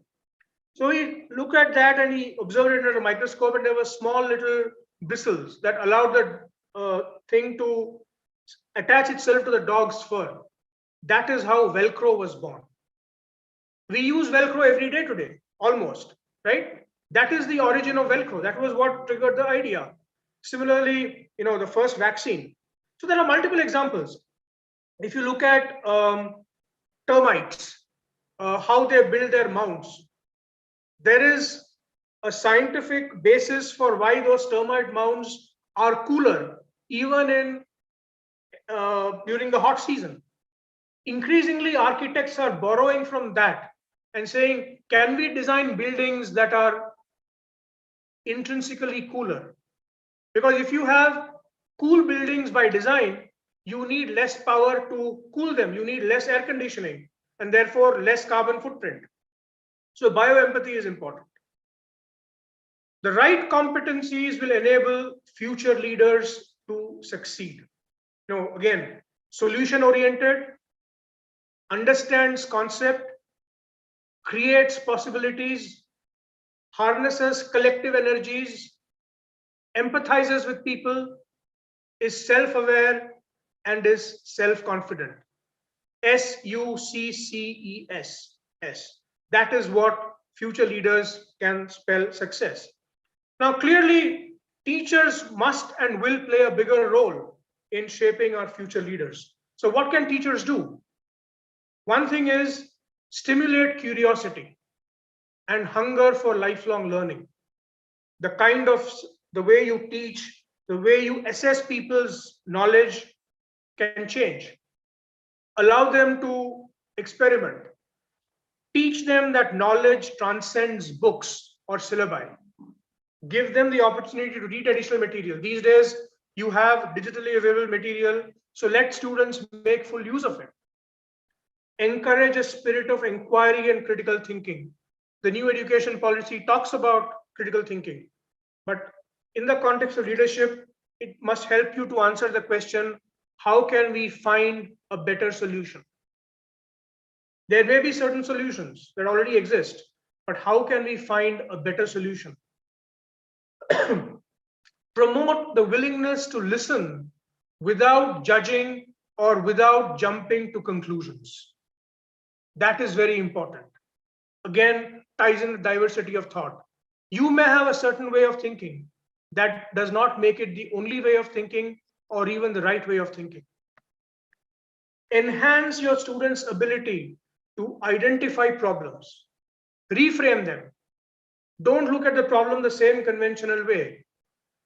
Mr. Saligrama gave the example of how in a ICWA paper he used quadratic equations to find out that something was missing. So how do you do that? Sometimes you look at a problem in a certain way, and that certain way has only certain approaches for solutions. But what if you reframe the problem differently? What if you are able to look at the problem not from an accounting perspective or a finance perspective or an organizational perspective, but from a different perspective? And that is really what business strategy is all about. It combines all of these things, right? Distinguish between correlation and causality. Just because something has happened doesn't necessarily mean that it is caused by something that we believe is the cause. There could be other reasons. So learn to differentiate between correlation and causality, because unless you know the real cause, you will not be able to find a lasting solution. Inculcate values, whether it is honesty or justice or compassion, whatever, pride in nation, and reinforce that they are non-negotiable. These values ideally need to be developed and inculcated from the time the child is 2, 3, 5, 10, 15, 17, 20. It is a process. It is not something that suddenly starts in college. And that is the reason why many employers find it difficult to work with students who do not always have the right values, right? And reinforce that these are non-negotiable. Otherwise, it's not going to be easy. I will conclude with two poems that are very dear to my heart. The first one is a poem by Rudyard Kipling. It is called If. And the second one is a poem by Rabindranath Tagore, which says, Where the mind is without fear. I know I've come to the end of my time, so I will not take any more time right now, but I would encourage you to read these poems when you have the free time. So that, dear friends, is what leadership is to me. Thank you so much for your attention, and to the management, to the organizers, thank you so much for this opportunity. And all of you, please stay safe. God bless. Thank you so much, sir. Now it is time to take a few questions from the participants. Participants can type the questions in the chat box and post it here.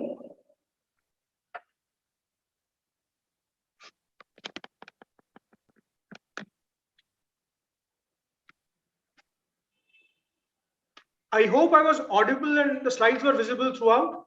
Yes, sir. Yes, sir.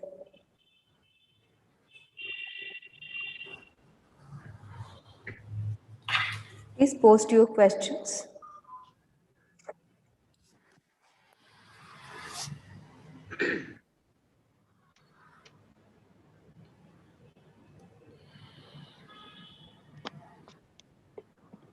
You guys have a defined syllabus. You know what the exam is going to be.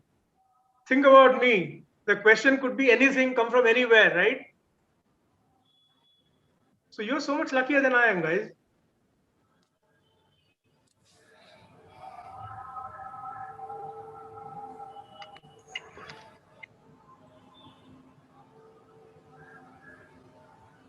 Anybody want to ask the question? They can even unmute themselves and they can ask the question.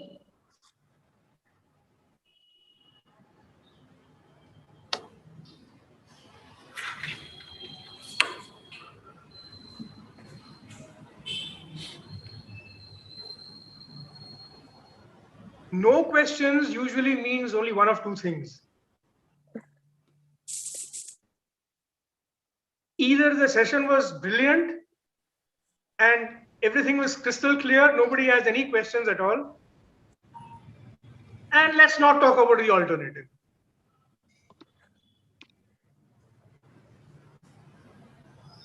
Everyone is commenting that it was an excellent session. Thank you so much.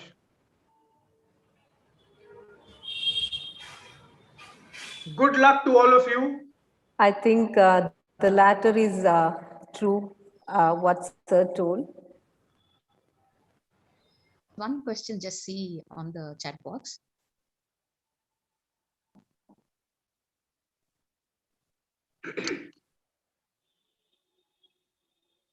Yeah, what is the question? Sorry.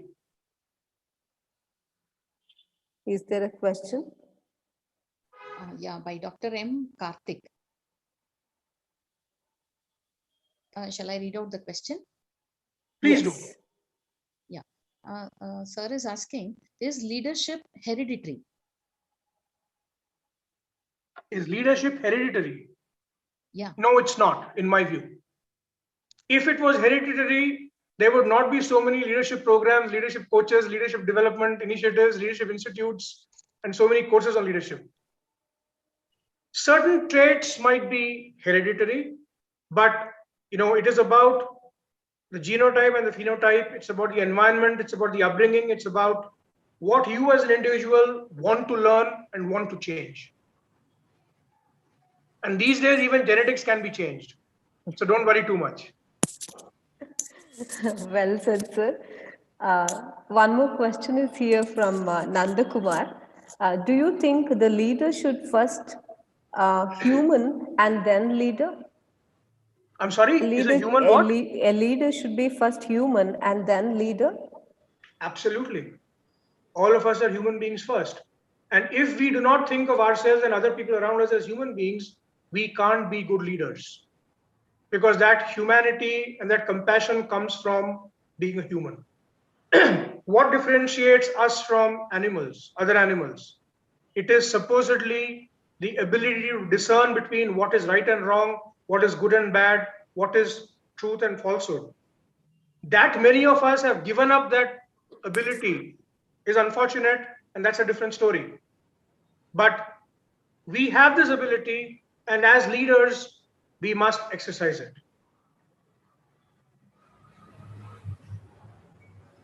So one more question is here from Pavan Kumar. What is the biggest problem in India, according to you, that prevailing people to take initiative in leadership? I think it is a sense of fear, and it also has to do with our upbringing. Right from the time we are children, we are always told by authority figures, don't do this, do it this way, don't do it that way. So there is constantly a corralling of all of us. We are always sort of told that this is what, and this is acceptable, this is not acceptable. So I'm not saying here for a moment that, start doing things that are completely wild and completely sort of illegal or immoral, or that's not what I'm saying. But the ability to take risks, the ability to see things beyond what is obvious must be inculcated right from KG and grade 1, as early as that. When you ask a child to draw something, encourage the child. Oh, this is a tree, nice. So what kind of a tree is this? Okay, so if you hold it like this, does it still look like a tree? Or does it look like, oh, it looks like an animal now, nice.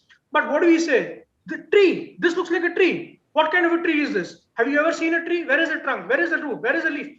I mean, hey, give the child a break, right? And the same thing happens when we come to high school, when we come to college. It is about rigidity. And then when we start working, our bosses say, be flexible. For 20 years, we've learned to be rigid, we've learned to operate through rigid walls. And then suddenly you are said, you are faced with the reality that you've got to be flexible. Doesn't happen easily, right? So one more question is here from Vishaka Jha. Is it necessary that a leader should have a diplomatic vision to see the world order?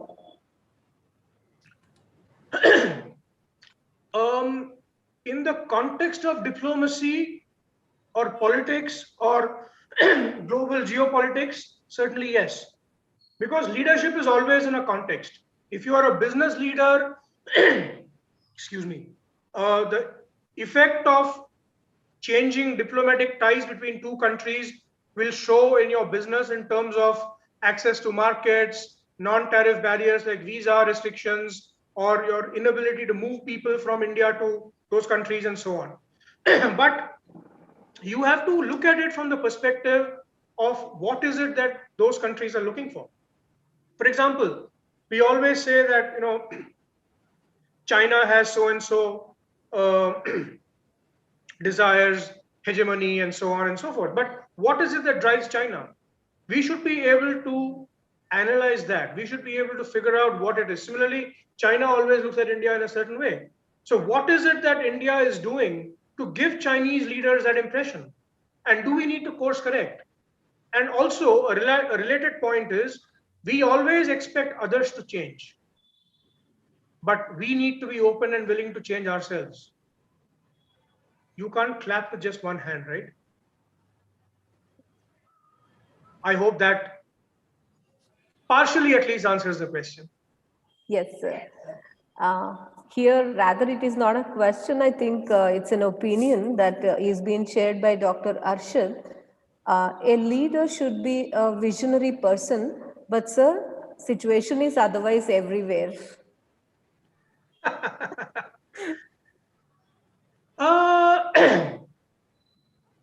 The answer to that, I would say, is two-part.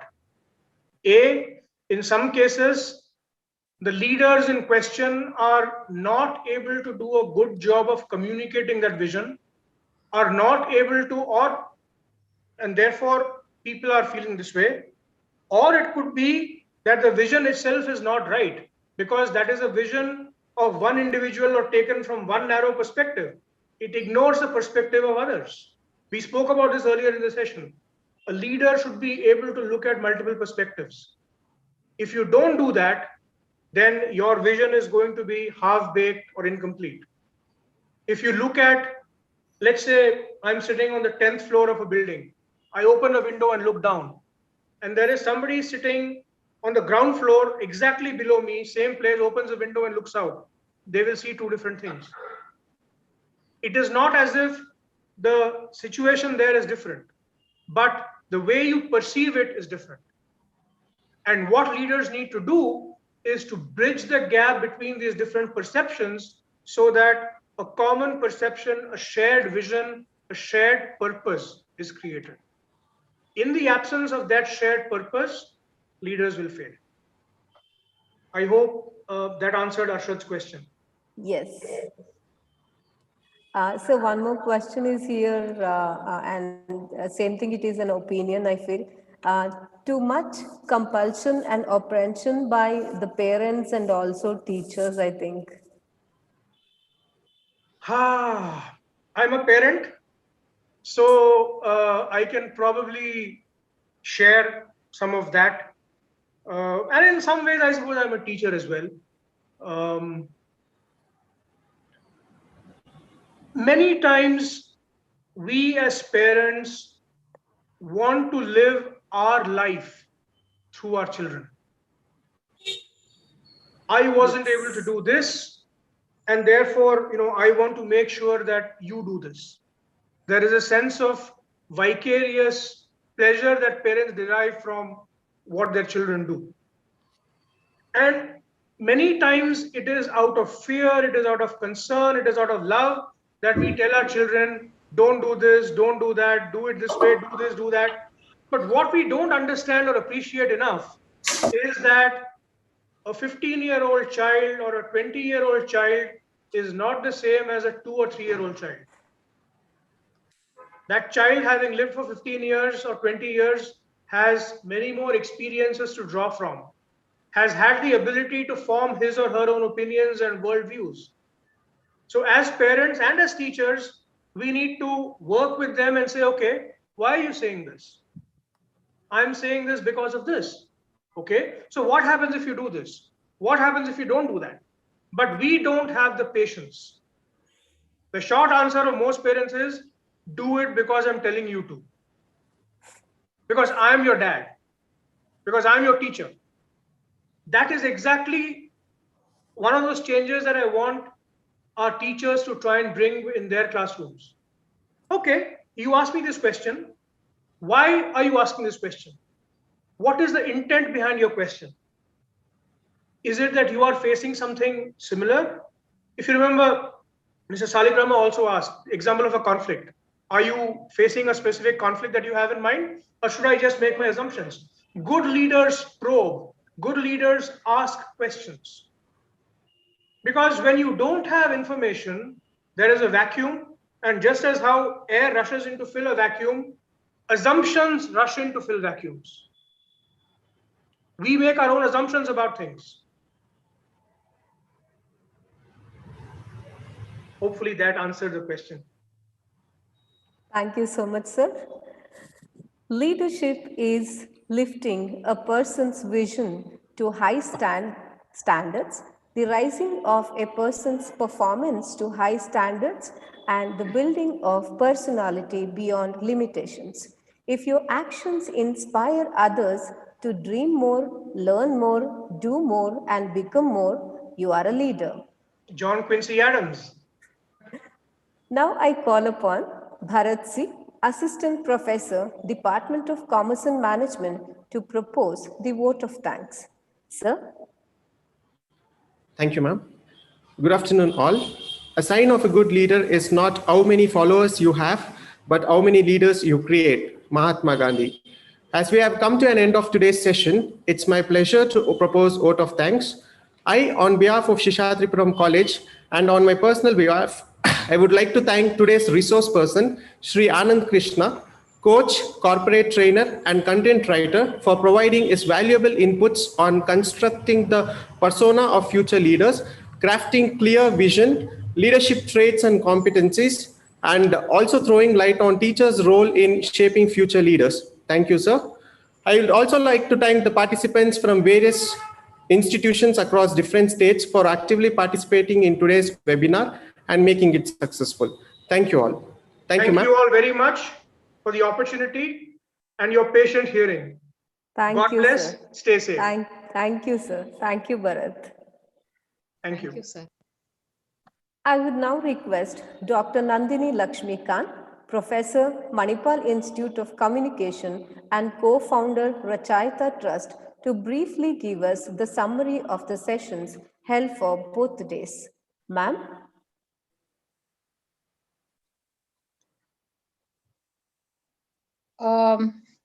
Yeah, thank you. Considering the time constraints and also I have another conference, international conference at 2. I must say all the 4, I mean, excluding me, all the 3 speakers were excellent. I mean, I mean, this is very need. This is the need of the day. You know, we as academicians we teach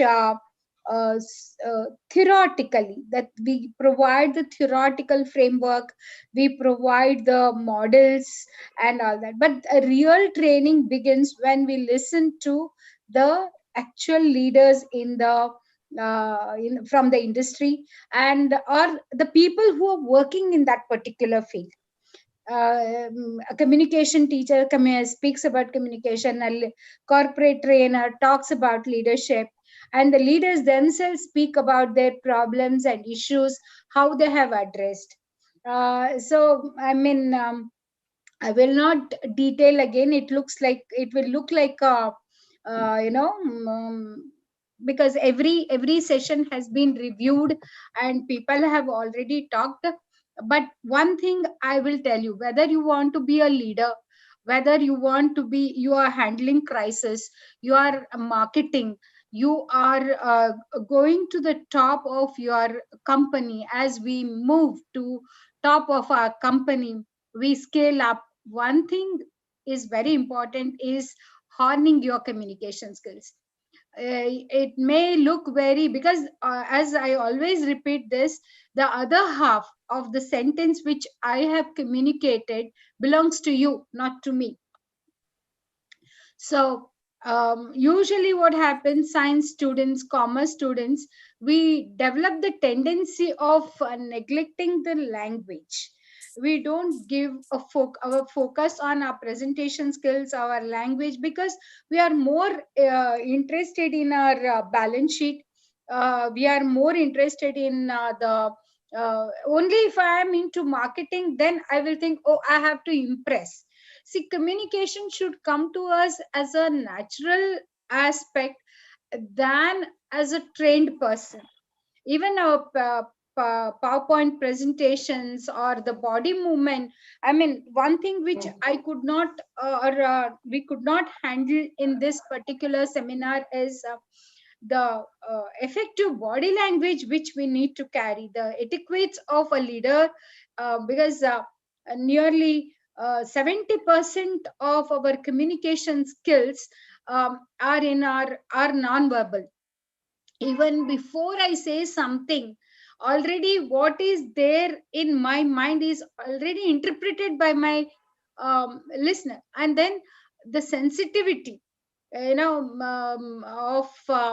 the interpersonal communication, sensitivity of intrapersonal skills, and then the gender sensitivity, which is very very essential in today's corporate life, um, uh, without giving away the values, without giving away the principles, without giving away the ethics, we need to follow them. So I think the resource persons have spoken elaborate during the last three sessions. I'm very happy, and each one, as you saw, they're all leaders, and as we all saw, they were excellent communications. They had excellent communication skills. Whatever they wanted to say, they have said it in a very appropriate way, to the target, without beating around the bush, right? So uh, the direct, no verbosity, which can be understood by a common man, because the person who is reporting to me, or who has come to me for some help, need not be a literate person in an office. They can He can be anybody, right? So your body language matters, your communication skills matter, your empathy, sympathy. You are a human. We are all human beings, and the person who is decoding our messages is another human being. So without, as I told in the morning, Corona has taught us real meaning of life. So let us say thanks to Corona, thanks to Shishadripuram College for organizing such wonderful program. Thanks, Mahalakshmi. It was wonderful being, I mean, for me personally, it was like being in Shishadripuram after nearly 12 years or so, 12 years or 13 years. So thank you all. Thank you all for making it so memorable. Thank you. Thank you so much, ma'am. Actually, contrary to what you said, that except your session, the other three sessions were good. But we are receiving all the feedback on our personal chats and those things that your first session was excellent. No, I cannot talk about myself. So it's always good to Indian managers. I mean, just to tell you people, Indian managers are largely considered as bad managers. The reason is, one, they don't share the information. They don't encourage their subordinates to grow. They kind of hide everything. They don't let go. They are very much attached to the politicians. If you see, we know how we behave, right? So this is one thing. And they don't give the credit to their juniors. If Chitra has done something good, then the leader should acknowledge it is done with the help of, we could accomplish this with the help of Dr. Chitra. So such things we rarely say. For mistake, we show Chitra's name, but for accreditations and attributions, we don't show Chitra. So I think it's done for now. We will talk more some other time. Thank you so Thank you. much, ma'am. Thanks for the compliments. Thank you, ma'am. Thank you. Thank you so much, Professor Lakshmi Kanta. Thank you. Thank you, sir. Thank you. Now we have come to the end of a two-day national seminar on developing future leaders for sustainable corporate culture, organized by Department of Commerce and Management in association with FinMark and NICT. It's my duty to thank all those who have helped us in making this event a grand success.